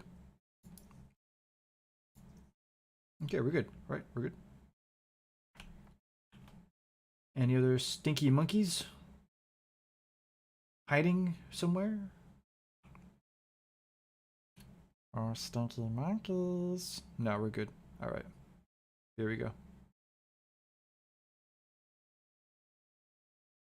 So we have more earth animals, which is great. We got the ponies. And I think these are foxes, don't know. This is, by the way, the same energy that's on Europa.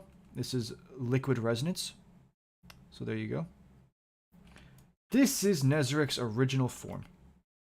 And I am just going to play this for you.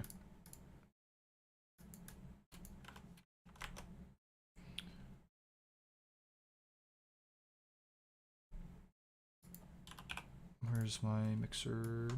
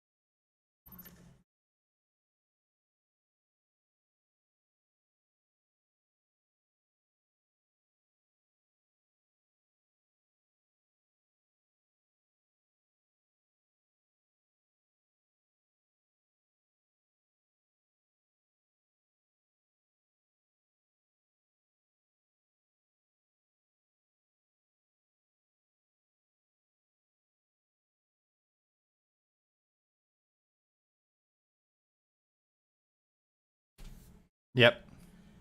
Anyway.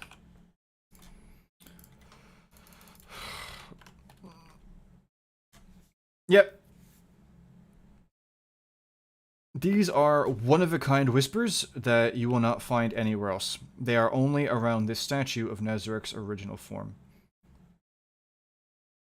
Yeah. Also, the question comes up. So what are the whispers? I think there's only one answer. It's the Pyramid Race of Souls. I believe that the Witness, like, took all their bodies and their power and their essence and all that, but I think their actual souls are still around. And I think their ability to, I guess, move around and all that is very much tied to the Veiled Woman statues.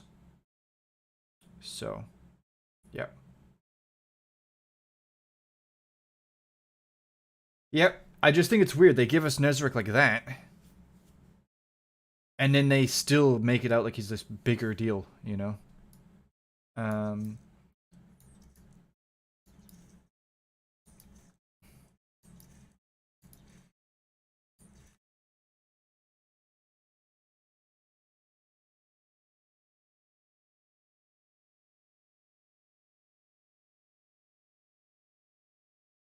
And then they're gone. So, yeah, it's, also, do you know what? Why not? I'm having fun. I'm gonna take you through, I'm gonna take you through the Glycon. Why not, guys?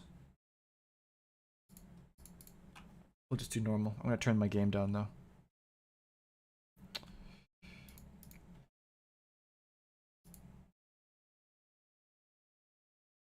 You stinky monkey. You. No. No. No. No. No.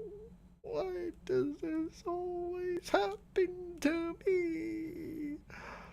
Why does it always happen to me? This is why we can't have nice things. This is why we can't have nice things. It's impossible. It's impossible.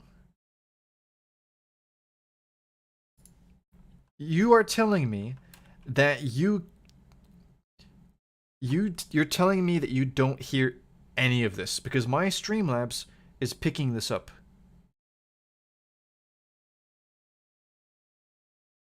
I know, no, I know it's big. I know, dude. I know, clone. I know. I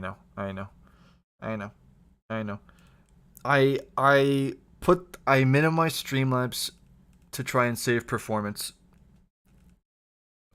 And then what I do is I pop out the chat from my browser, but then when I alt tab, the thing disappears. That's so weird, dude. I don't.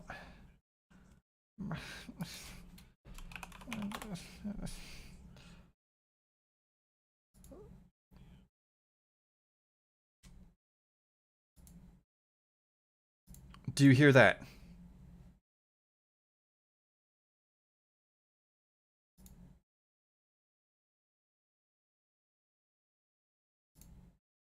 Do you hear anything?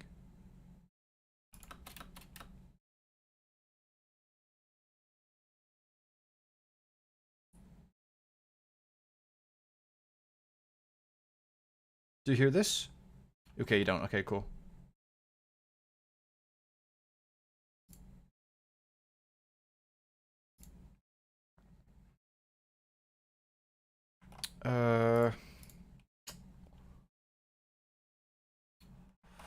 Okay, that's actually an issue.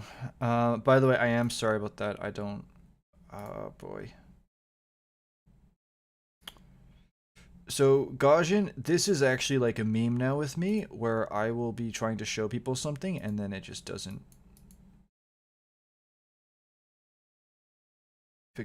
The thing that's kind of worrying me is that my software is saying,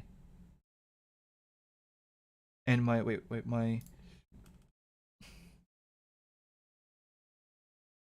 yeah, okay, yeah, but my stuff says that you should be able to hear this.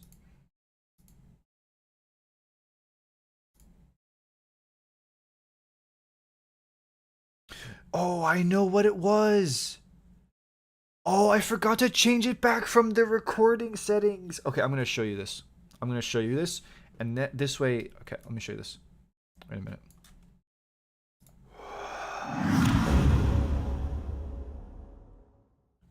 Okay, let me show you this. This was the culprit.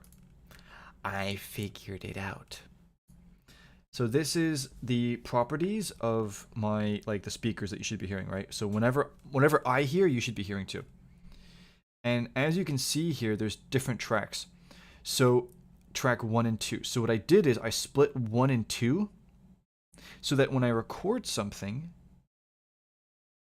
it will be split into gameplay audio and my voice audio, so I can then mix the volumes the way I want it to be. The problem is when you do that, if you put it on 2, streaming, they both have to be the 1. So you're gonna hear it now. Now you can hear it. Now you can hear it.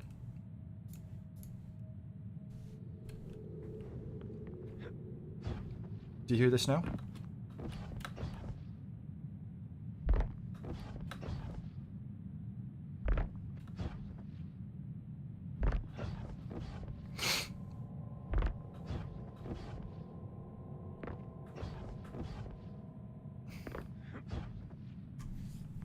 Yeah, there you go. Yeah, I fixed it. DG.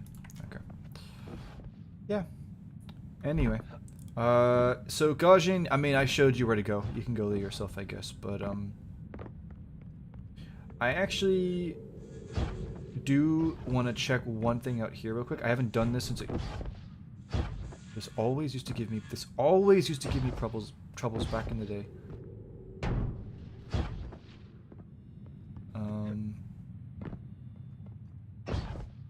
Oh man, this gives me memories.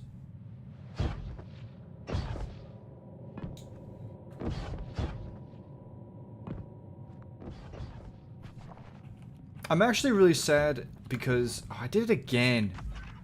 No! Like I know we got Avalon, but I hated Avalon.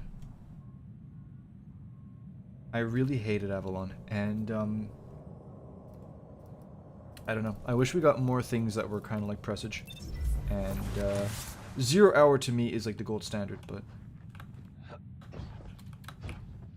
there we go. Okay. Over here. Oh, thank goodness it's over. There's a distortion in the feed, no frequencies. Like ripples meeting in conversation. Oh, look, it's the Veil stuff. Oh, yeah. Stand by. I have no idea. They just did nothing with it after Haunted. No,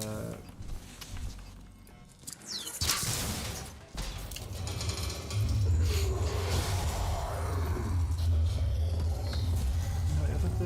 here.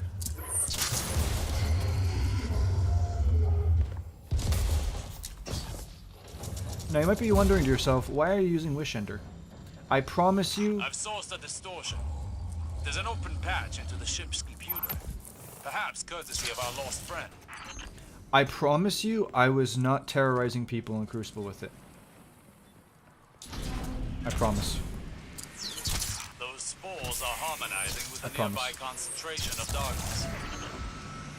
There's no light here.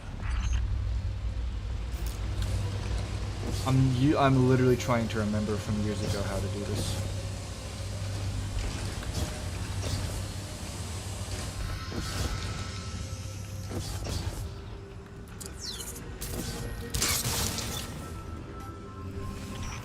Our navigation system marks their destination as an anomaly, left in the wake of Mars's disappearance. Yeah, and Mars is back now, so this should be back. Oh, never mind. Yeah, yeah. Okay.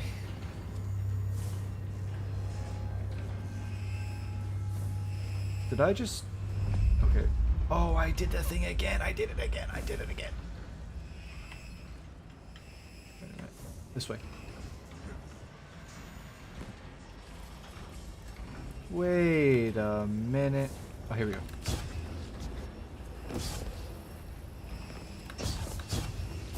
Ooh. Actually, let me get the chat up. 1 second. This way I don't miss it. I never ask bow users why they use bows. I could never yeah. I don't, and you know what's worse? I don't even use bows. I use Wish Ender just because it's annoying. But personally, so I think Wish Ender is better than the Monarch, but I think the Monarch is more annoying. For sure. I must find. Oh, score in here, yeah. Yeah. I did play the game a little bit this season, guys. Just a little bit. I logged in a few times. Guardian, you're not the only life sign aboard. I see at least one other. It may be our missing friend. It may not. Is it possible, since Neomin will be used to further exploit the Veil, if there's a being within the Veil to destroy our... Photon, yeah. Yeah, I think so. I don't know if they will... So here's the thing, right? There's always a lot of possibilities.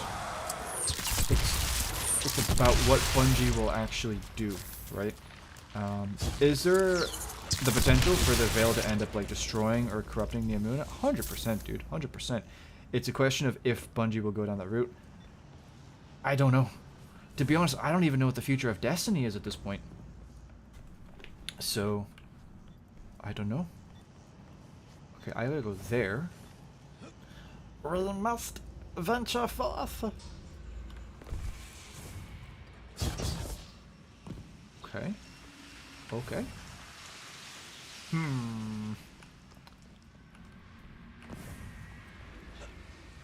Do you know what else is kind of sad, right? We were talking about Garden of Salvation and how it's cool, but I just can't stand it.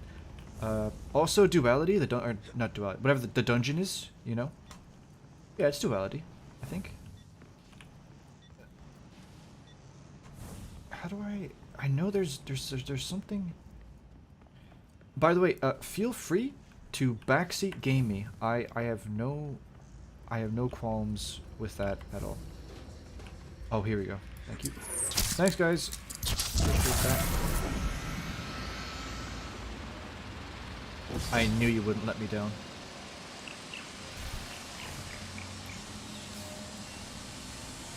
Wait. Wait, no. Oh no, I just went back in a circle. No, I didn't. No, I did. Guys.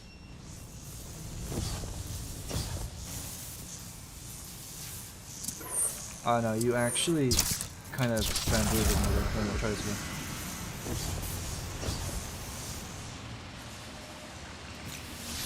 Alright, we go this way.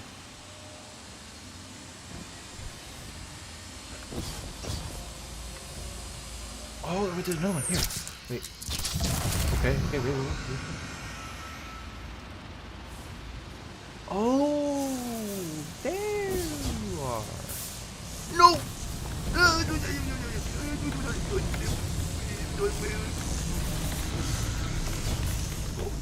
Okay. This is no time for panic. Just stay calm. It was a misinput. Calm down. You calm down. I seem to have made an error.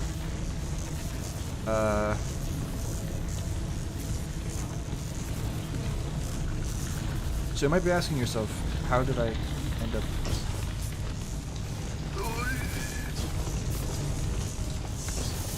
Oh, I know what will do it. Wait a minute.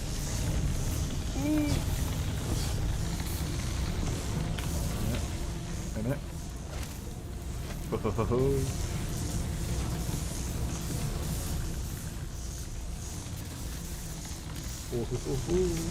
Yeah, this is the right one, yeah.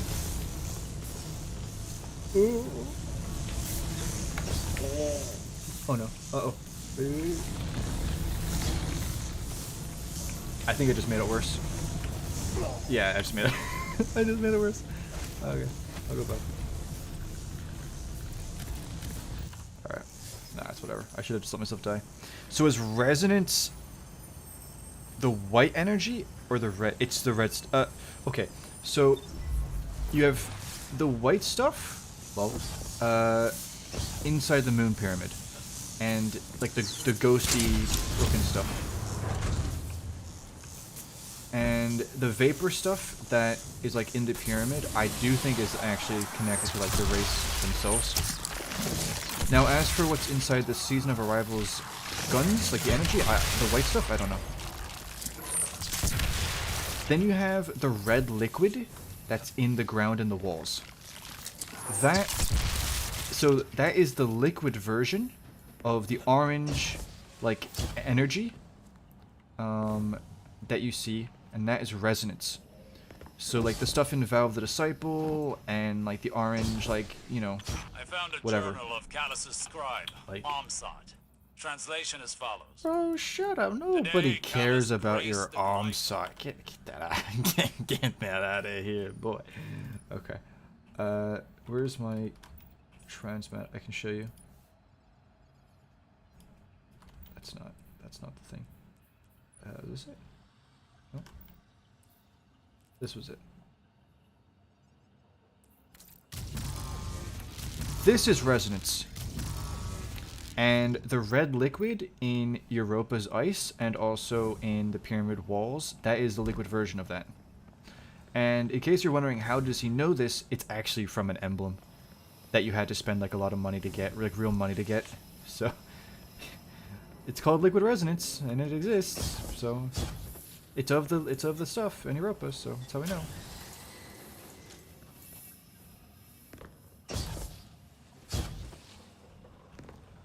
Also, for Gajan about the Nezarec stuff, I also, like, this Lightfall stuff made me seriously question if Nezarec is even what's referenced in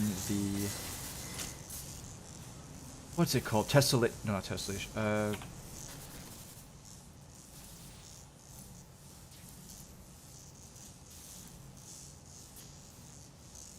This.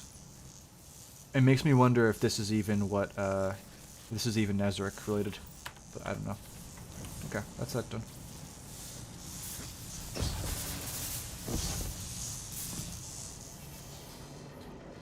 So now I should be able to go back. You know, I remember this used to take me way longer to do, and I'm glad I kind of remembered somewhat what's going on here. Although I don't think I'm supposed to be backtracking like this. But it is what it is.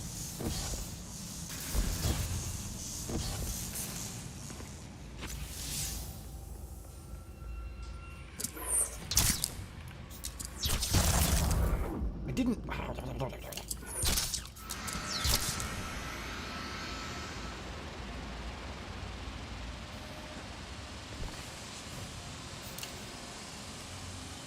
Okay, I did get that, so these just don't open. And that just didn't open, so in that case, I'm just gonna go back then.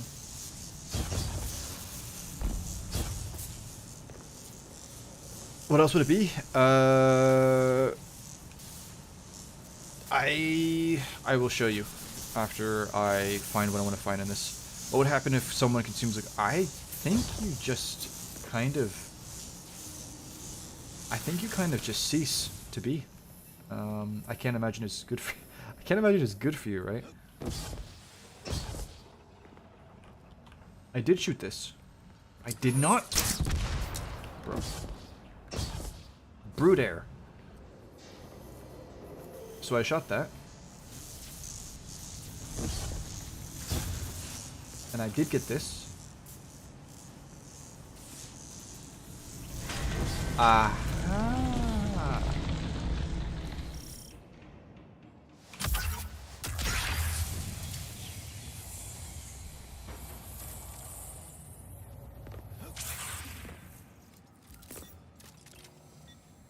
Here we go.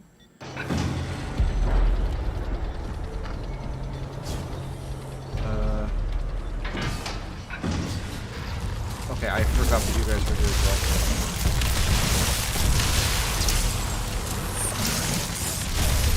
Okay, well that's perfect. Thanks. Thanks.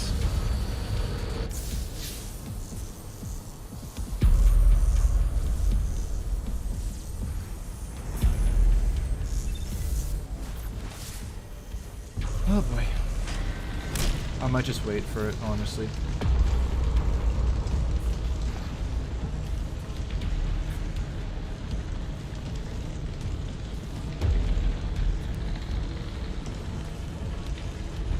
If I go down now, I'm just gonna die.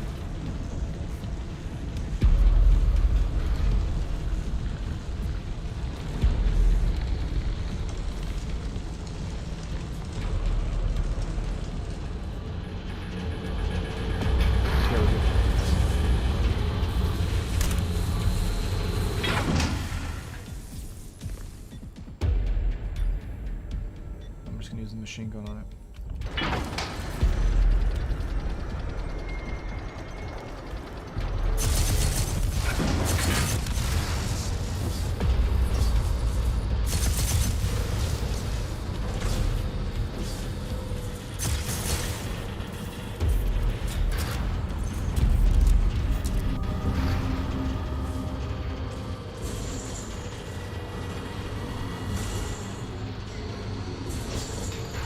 Okay, we're nearly there.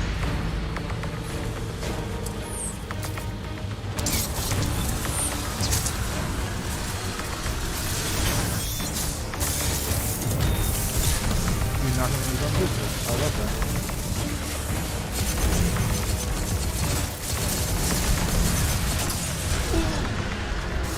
Okay, that...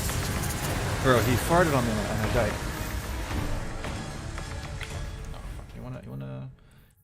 You wanna play games with me? Or let me get... Is my dim gonna work? Oh, now it works. Okay, I better bring over the big guns. I'm not having fun anymore. Come hither. There we go. Yeah, we're good. You're gonna die now. I'm going to kill you. No, it put me here again! No!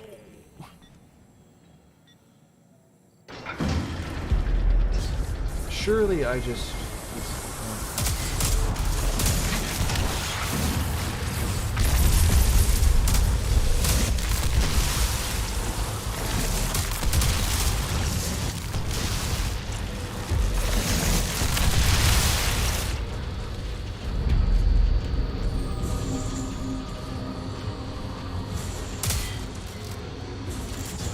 Okay, we're good.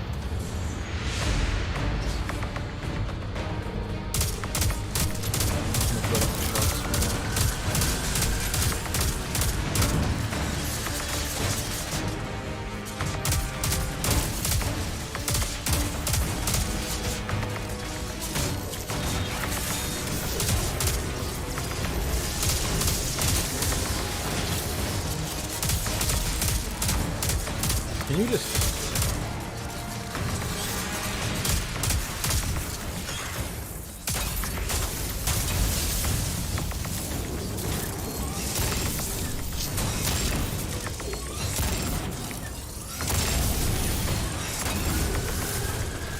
Where's the boss? Come on.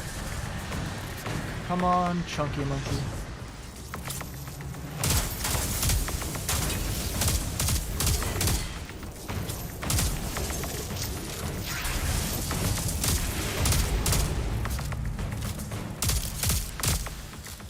Alright, where are you? Come on. Oh really? I just get to not shoot you. Okay. Let me get my chat back up. Thank you. It would be cool if Nazareth comes back and I know, dude. No, the helmet is actually broken now. Like, it makes no sense. The helmet makes no sense now. So.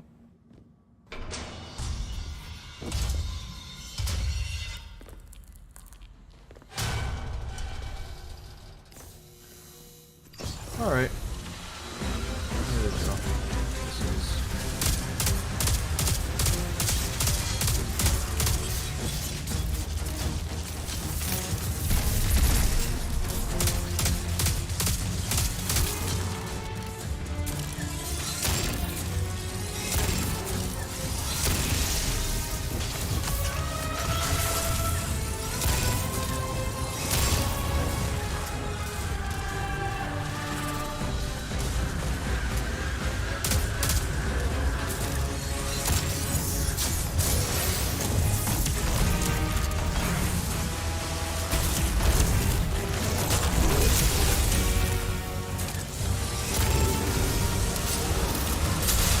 Uh-oh, stinky! Run around!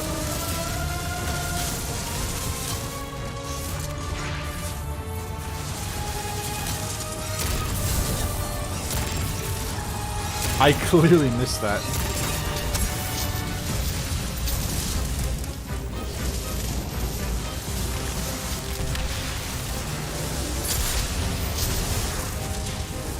I missed that. That was so cringe.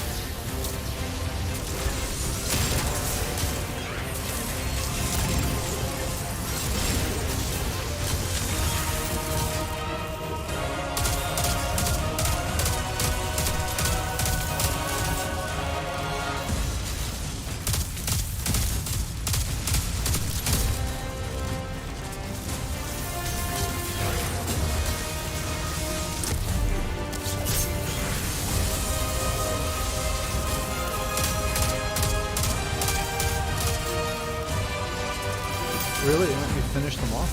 I'm just gonna despawn them? Okay. I mean, I can do that.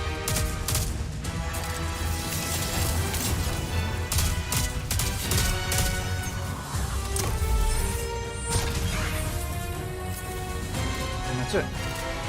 Alright. I'm gonna show you this. Hangar systems are intact. So somebody asked me, Why didn't they try to run? Eris heard from a voice in the darkness, and they didn't believe it was the witness. Well, I'm going to show you how the witness communicates to you. And I'm going to show you how the witness does not communicate to you.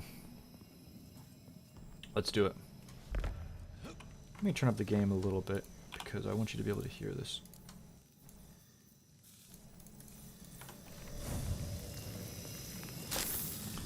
What you're about to hear is the witness speaking. Shall we be friends? Speaking through the voices of the dead, or whatever. That's the witness. What you're about to hear is not the witness.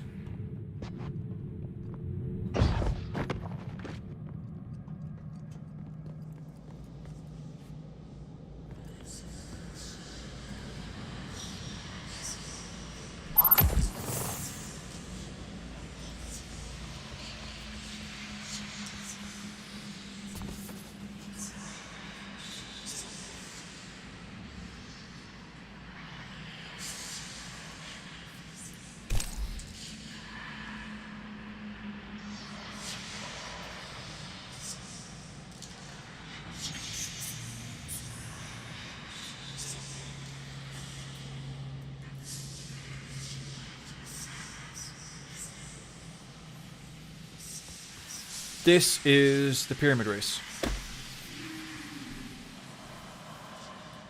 And I'm gonna show you something else.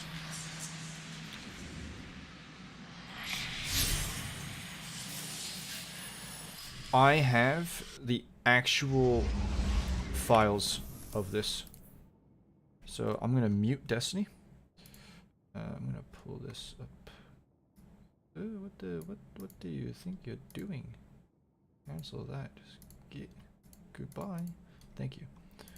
We delete this. Yes. And I'm gonna mute my Destiny. And I'm gonna show you this because I think you'll find it interesting. On screen. Oh, I don't know if you could. I think you could hear it. Anyway, it's fine. So yeah, this is Thingy, my Premiere Pro, and I have a folder called sent to me by my friend Archival Mind, and he wasn't too sure, I think, what they were, but I knew what they were because I recognized them. Get this. Oh no, sorry, he did. Yeah, they were from Presage, but he didn't know what was really going on with them.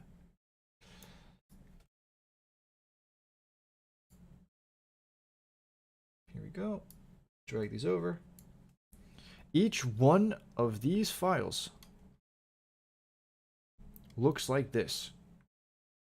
So what does this mean? What are you looking at, right? Let me tell you what you're looking at here.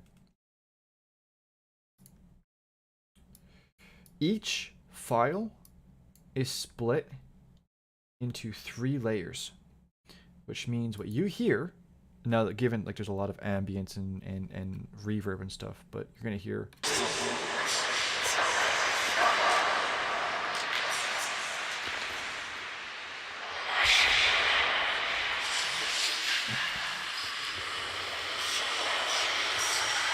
so you hear all that, right? What I can then do is now, I mean, let's put this here.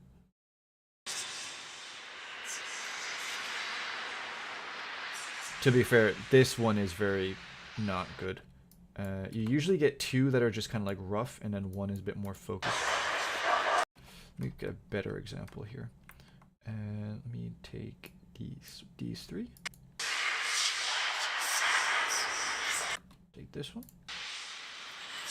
Here we go. This is a good one. So we take these 3 and I unlink these and I take these, and I move these, and now you go.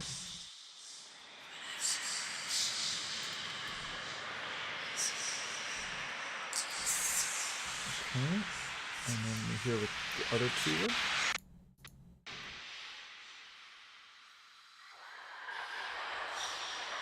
Yeah, so like this is the one that has the girl right there, and then the other one doesn't. And then what was the third one? Third one had... Yeah. So let me just do this, right? What I can do, I come here.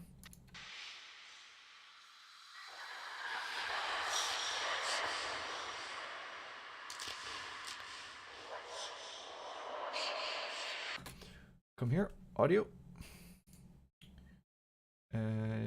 Audio, dialogue. Come here, repair. Actually, also what I can do, I go effects, I go de-reverb. Thank you. And we go edit. We go heavy reverb reduction, do these. And so before, it sounds like this.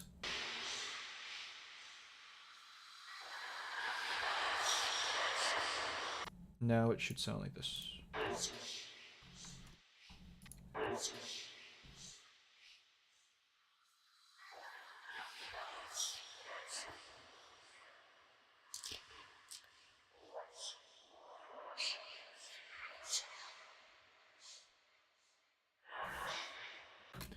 We do then, we take the speed, because I usually speed it up as well. And where's speed? Speed duration, we go 95.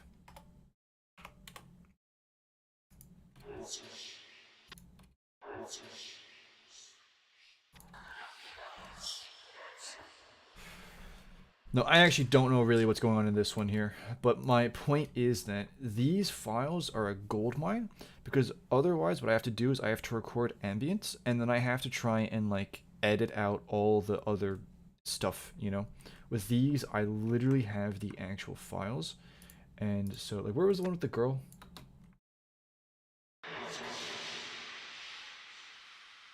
Or was it this one?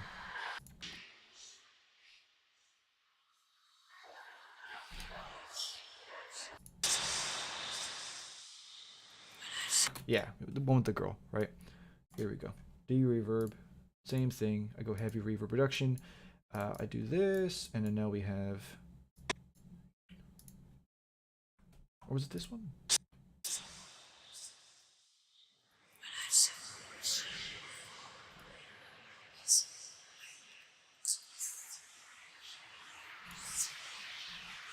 And then usually I had to do other stuff to it. So what I'll do is, because it's a girl voices are harder to edit than guy voices, because guy voices are deeper and they're more bassy. Girl voices are more like whispery, and then they get lost a lot easier. So I'm not going to go super deep in this, but my point is that I have the actual files, and it's very, very interesting. But yeah, I've spent, and not only these, I think I have like over 4 hours of stuff recorded. But anyway, I am getting tired now, so yeah. Do you know what? Okay, I'm gonna tell you, Gosh, what happened, right? So several years ago, I was in the moon pyramid, and my friend said to me, "I think I can make out what that says." So when you're in the moon pyramid, you have like the intercom thing that gets like I'm not gonna do it, but you have like the intercom whisper, like the really loud one that happens like every like 30 seconds. And my friend said to me, he was like, dude, I kind of can understand what's being said there. And I was like, oh, do you know what, I'm gonna record it. So I recorded it, and I slowed it down a little bit, and I put like a noise reduction thing on it, and I was like, holy crap, dude, I can actually understand what's being said here. And I got really excited, and I was like, dude, if these are in English, then we can learn so much about this faction, and maybe we can learn things before they happen, you know? And I made a video, and I spent literally the first 3 minutes saying that, guys, this is a call to action. Do not take any like of my guesses at what's being said as me saying that that's a fact, and whatever, right? And by the way, this was the first time me doing any of this. I was terrible at it, right? And I was just throwing it out there. And my point was, I am not good at editing audio. I'm using a video editing software to edit audio. Can somebody who is good at this see this and then do it yourself? Thank you. Long story short, whenever I have ever made it, and the thing is, right, I got dumped on. I had people calling me crazy. I had people basically trying to diagnose me with like schizophrenia and stuff like that. And I was like, okay, I was annoyed. And then Icefall Mantle happened, which was like super clear whispers that happen every time you activate it. And I was like, okay, I made a video on that. Not only did I show that, but I even included an exact guide as to how I edited the whispers, and I literally laid it out step by step. This is also for Reddit as well. How you can do it, and you can do it, test it for yourself, you know? Again, it's the exact same thing. So it really burned me, and because of that, I don't really like talking about it, because I feel like if I even mention it, people are gonna like jump down my throat. And you know, at the end of the day, right, I think it's probably one of the biggest tragedies in all of the lore, because in the lore community and everything, because I think if people had actually tried to figure it out, and if they had actually, because the thing is, like, they are in English, like for 100% they're in English. If people had actually very, very cleanly edited the audio, it's just a bunch of reverb, slightly sped up. The newer ones, sometimes they chop them up, and that's harder. Like they chop up, they cut the audio a few times. But if people had just figured it out, like, we could have, yeah.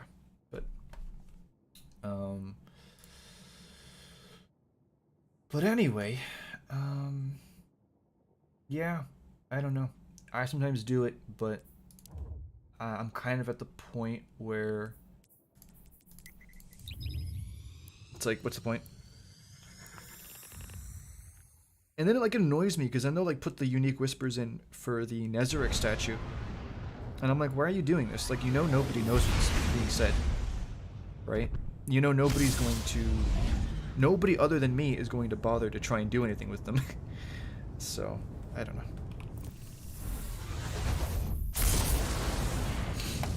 I know, I'm tired.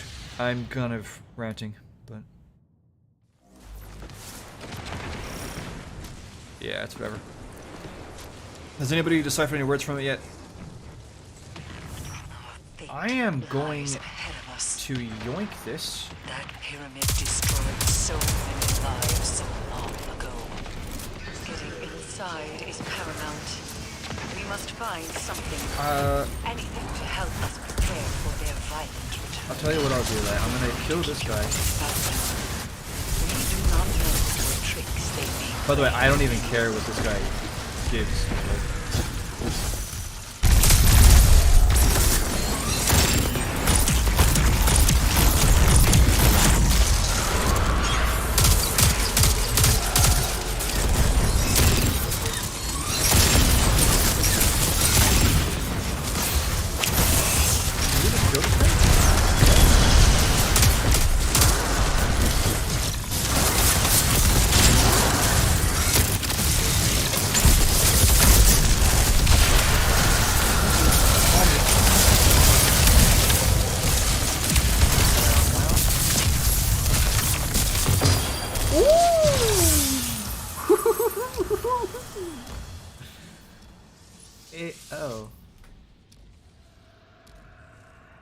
Oh, that's not what I wanted at all.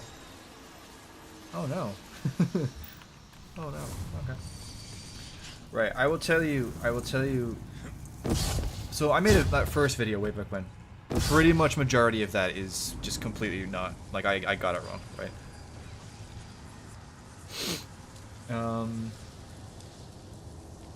But in the years since, I will tell you this.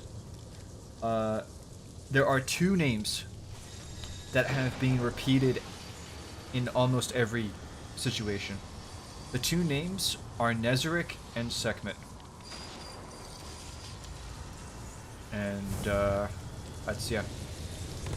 Nezarec, like, yeah, I'm very confident Nezarec was originally the king character. I'm so confident he's the king character.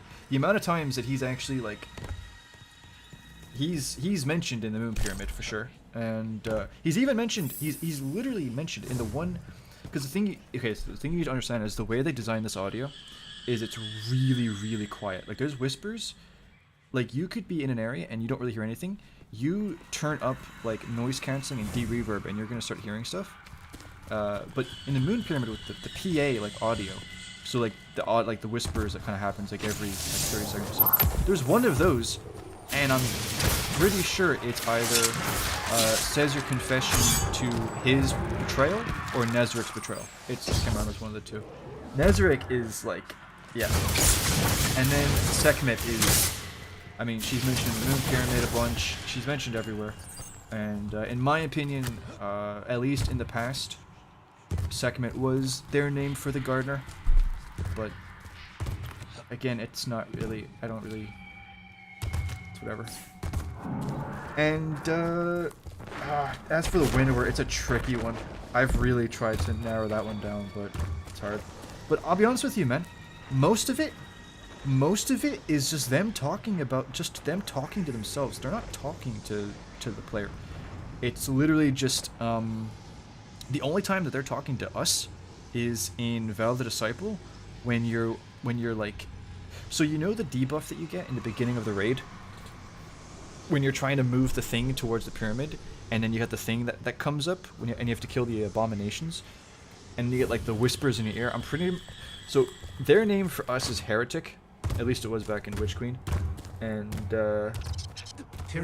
yeah, that's it. But there's a lot of, regret. I know they say Nezarec saved us quite a bit, which is kind of ironic. And, yeah, there's regret. I feel like there's regret, and it's just a lot of... I don't think they're happy. I'll just say that, right? I'm not going to be really trying to make any big claims about things being said, but I'll just say this, they're not happy.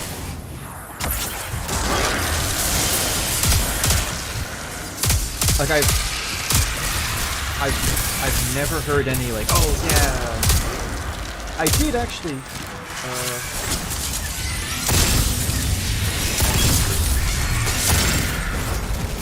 I have heard 2 lines about the witness, but that's about it.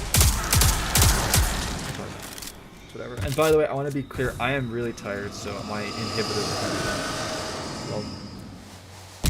But anyway. It beckons us to come closer.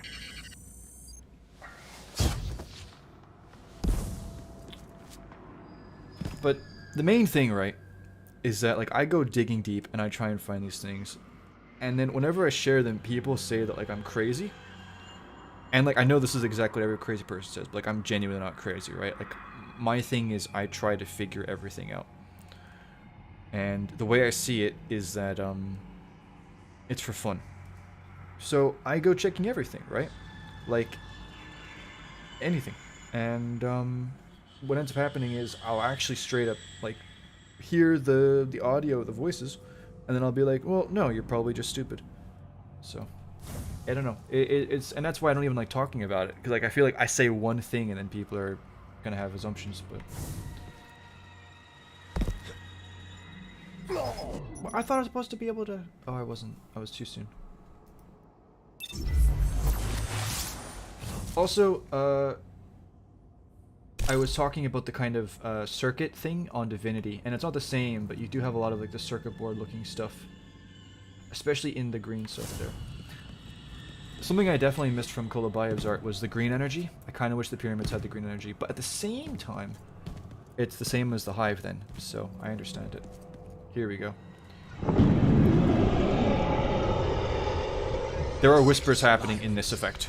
Beauty, truth. These things await inside. So There's no literally, turning back now. that effect as voices.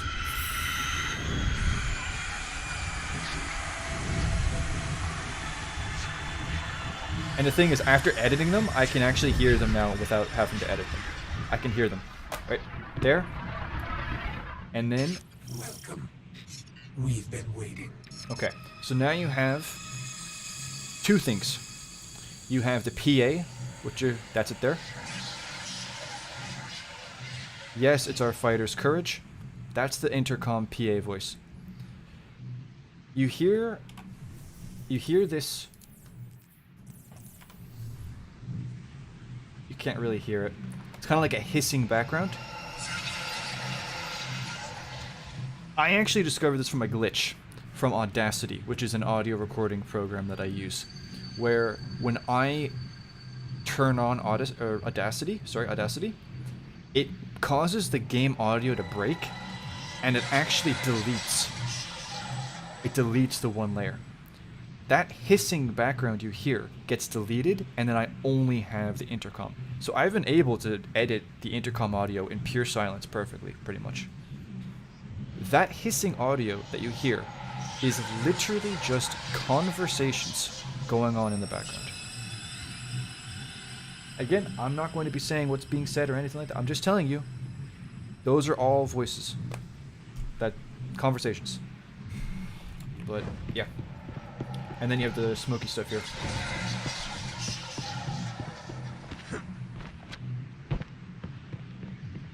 Also, for those interested, you do have the sword here. Right there. Hilt. Blade.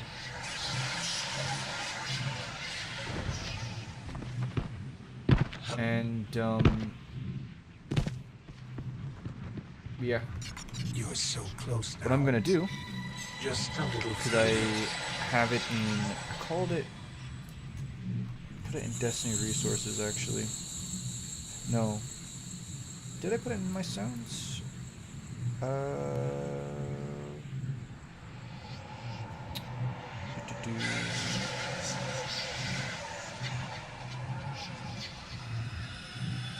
No, I put it in the other thing.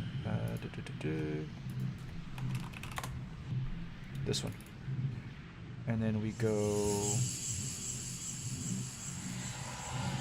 layer B, whispers, no pulsing, no B layer. Here we go.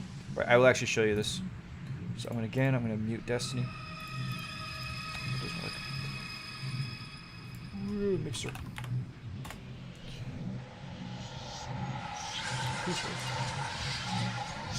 Segment we thought was safe in servitude. Okay. Go back to my screen.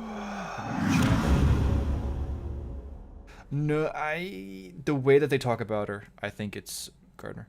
But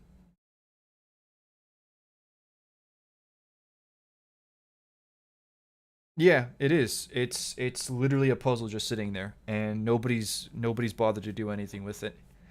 And like that's the thing. Like here's the thing. I don't care about what I don't care what's being said. I don't. I mean, I do, but like I don't. Like if I have an interpretation of what's being said, right, and then somebody actually does it, and they're like, it's perfectly crystal clear. I don't care. I don't care. But the fact that like I try to do it, and then people get like weird about it, to me, it's just. But I actually can show you this. I have.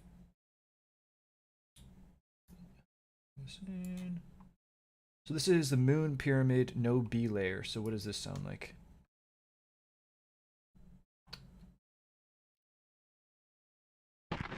Yeah, so that was my footstep. So all that ambience background is gone.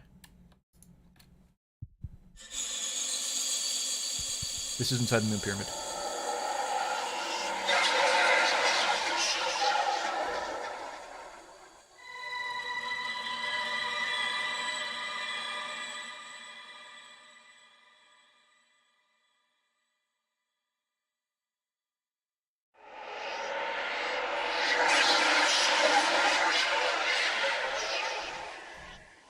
So I'll just cut this, And I will literally do the same de-reverb onto this. Bada bing, bada boom. I haven't even tried it with this type of doing, this way of doing it.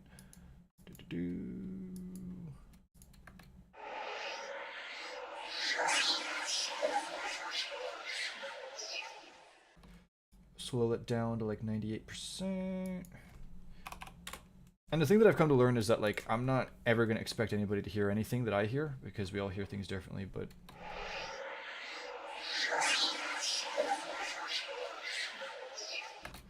I think the reverb's a bit too heavy, honestly. So then I just go audio. And then like I can, for example, something that I used to do back in the day when I didn't really, I still don't know what I'm doing, but if I go to effects, another really fun thing to mess with was the bass and the,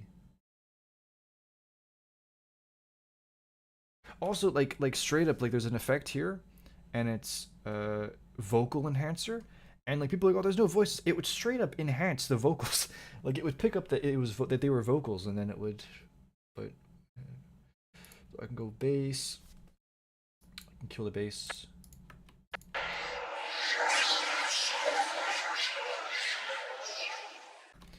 And then I can go, if I go to audio,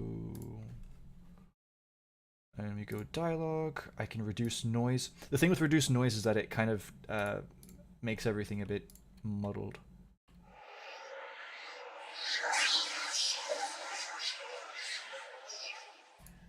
Like I can make this like 10 and then go de-hum, de-rumble, DS to make it less sharp.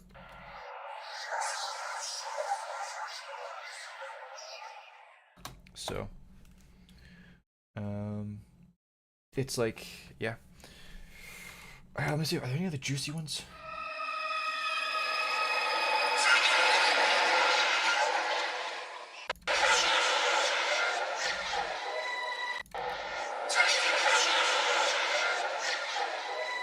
Yeah, this one was one of the first ones I heard. It was like, the dude must have forgotten he promised to come home. How can I learn about audio editing in this way? How did you learn? There's definitely voices there. I literally just mess with the settings, man.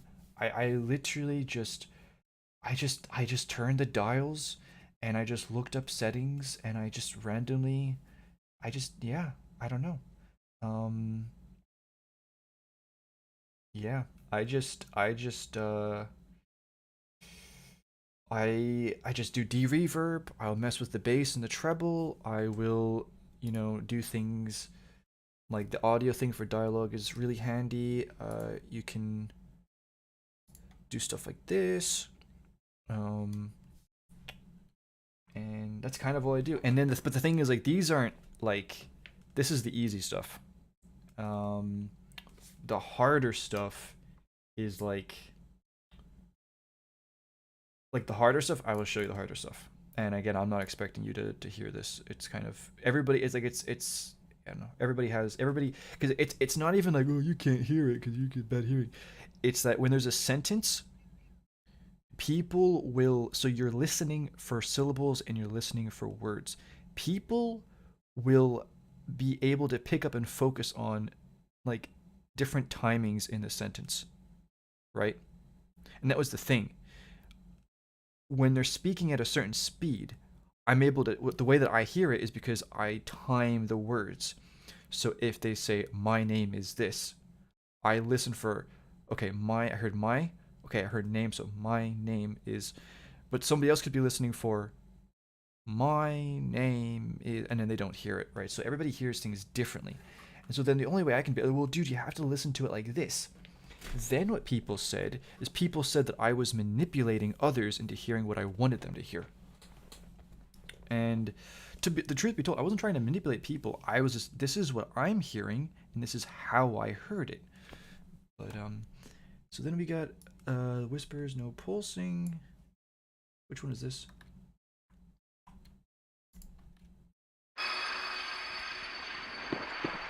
So you hear that hissing?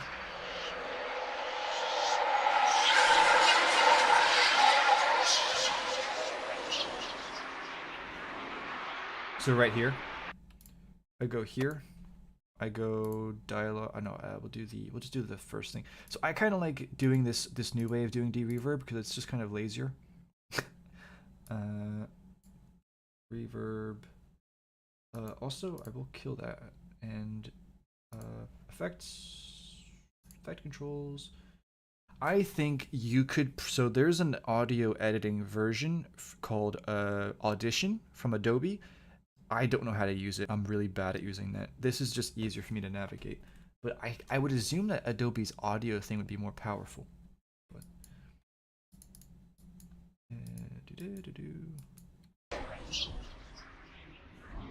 and then we turn this up. Oh man, it gets creepy. There have been times where I've done this, I've heard something, and then my heart just sinks, and I'm like, oh, that's so creepy.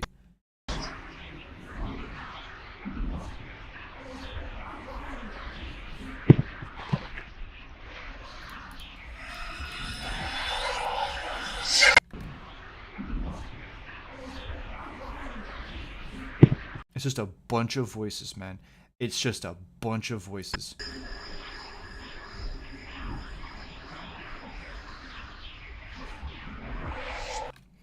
And I mean, if you want to go for the giggles, you can always go digging more into it. Don't know. I can't remember. Like, what would I do? You can't see again. Reduce noise is good.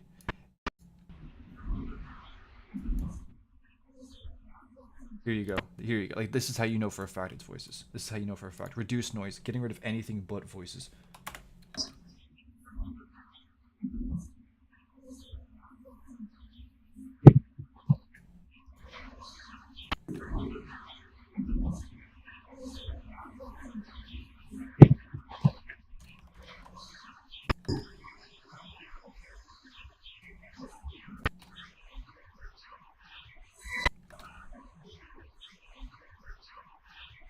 So you find out that there's voices, right? But you literally had to butcher the audio to do that. So then how do you figure out what they're saying? And then it's this whole game of trying to... And I'll be honest with you, man. Sometimes, and like, I have so much fun doing this. And sometimes, like, you know, I'm doing this and I'm getting excited. And then I think, wait a minute. Why am I doing this? Nobody, like, there's nobody would even, like, nobody cares. Like, nobody would believe me. Nobody, I would just get laughed at. And so I just don't bother. But, yeah. This is what I like to call the B layer. The B layer of whispers that you just can't even hear, but they're there. And this exists in a lot of things. Like, a lot of areas. And it's to the point where I just kind of accept that I could be anywhere and they could be there. And I think Bungie just does it for the giggles, man. They just do it for the giggles. They get some janitor to do some whispers, and then they just chuck it in there and just make it really messy and you can't hear it. And then it's just for the fun.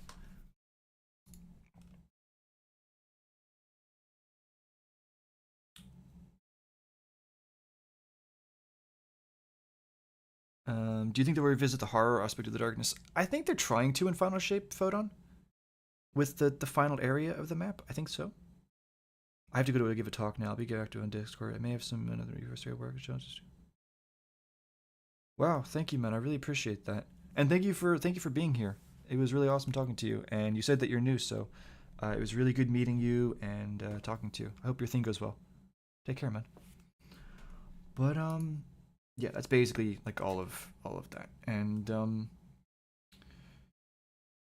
yeah, I've got like 4 hours of this stuff, and I haven't touched it in a long time. But the most recent stuff I ever did was with music, because there is stuff in music that they put in. The easiest stuff is actually in Valve the Disciple, the ending chant. I actually got it sent to me. It was...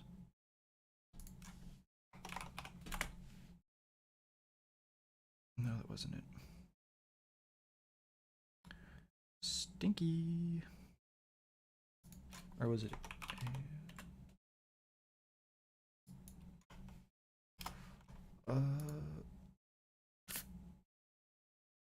should be here. Sort by date modified downloads.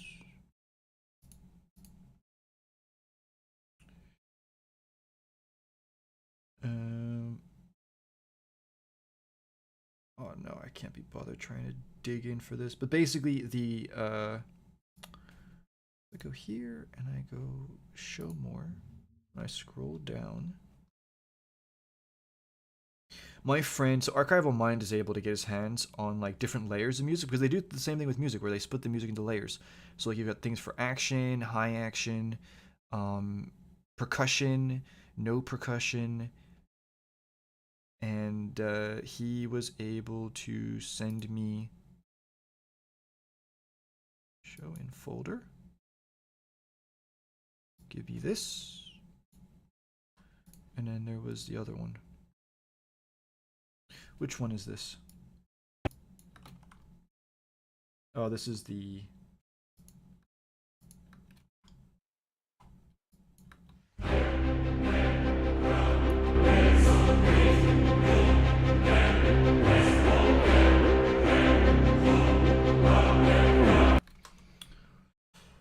And I will play you actually real quick. Let me get this here. Scrolly, scrolly, scrolly, scrolly, scrolly. No, that's the wrong person. That's my girlfriend.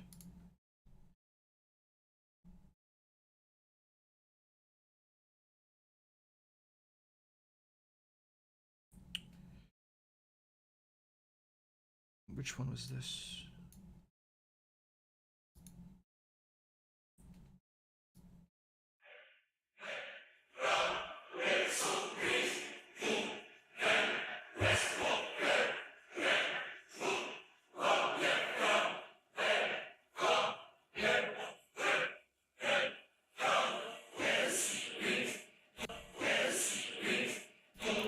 That's from Drown in the Deep. They cut that part of the song out of the soundtrack, but it plays in game.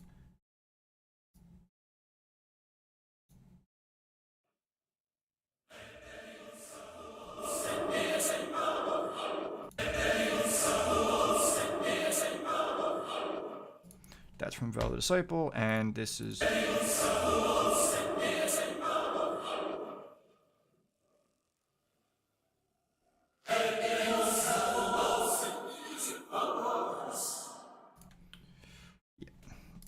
So that's some of the stuff I've been looking at, but that's basically it. Anyway, I am falling asleep, and I think I'm gonna call it.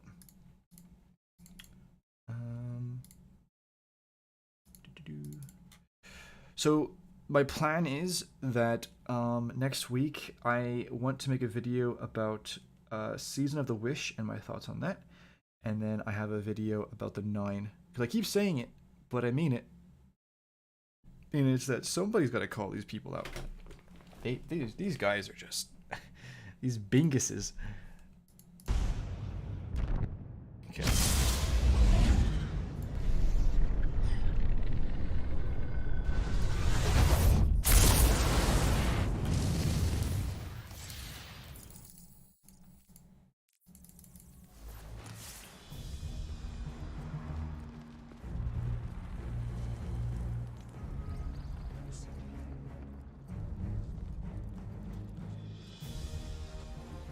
Do I think that the only chance that we have of seeing an enemy race is if they reveal? I disagree. I disagree. I think that, at least for the pyramid stuff, I think the only chance we have of getting a race is if killing the witness triggers them to come back.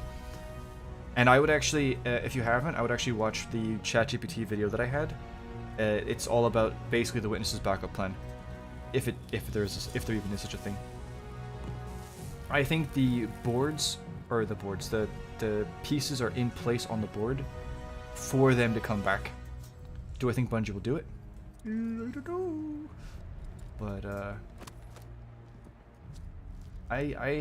there is one way of doing it, and it's there. Yeah, it is there. Yes, sir. But I don't know, dude. I said it in my last stream. Because I think Blair was like, if we do get a new race, it won't be pyramid related. And if we get some random Glorp Dorp destroyers from another galaxy, people are going to be annoyed that Bungie spent the money and the time on them when we never ever got a darkness or a darkness faction. And I agree. That's what I think as well. I think if we get a new enemy faction, it needs to be the Pyramids race. It needs to be. Like, it's just, yeah. Actually, wait, I didn't want to go here. I wanted to go here. Also, Rise of Iron had a banger soundtrack. This song is so good.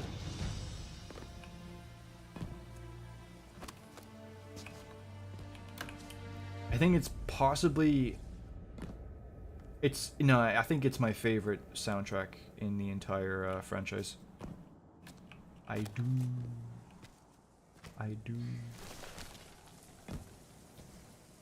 I don't know what my favorite song would be, but...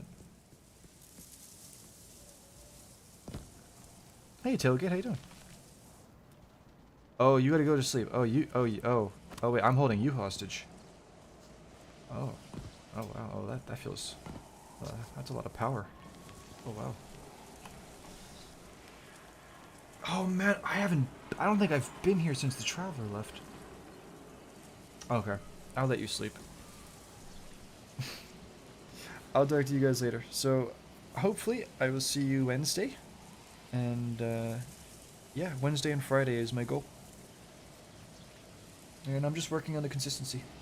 But I've got more plans in place. Okay. I will talk to you guys later.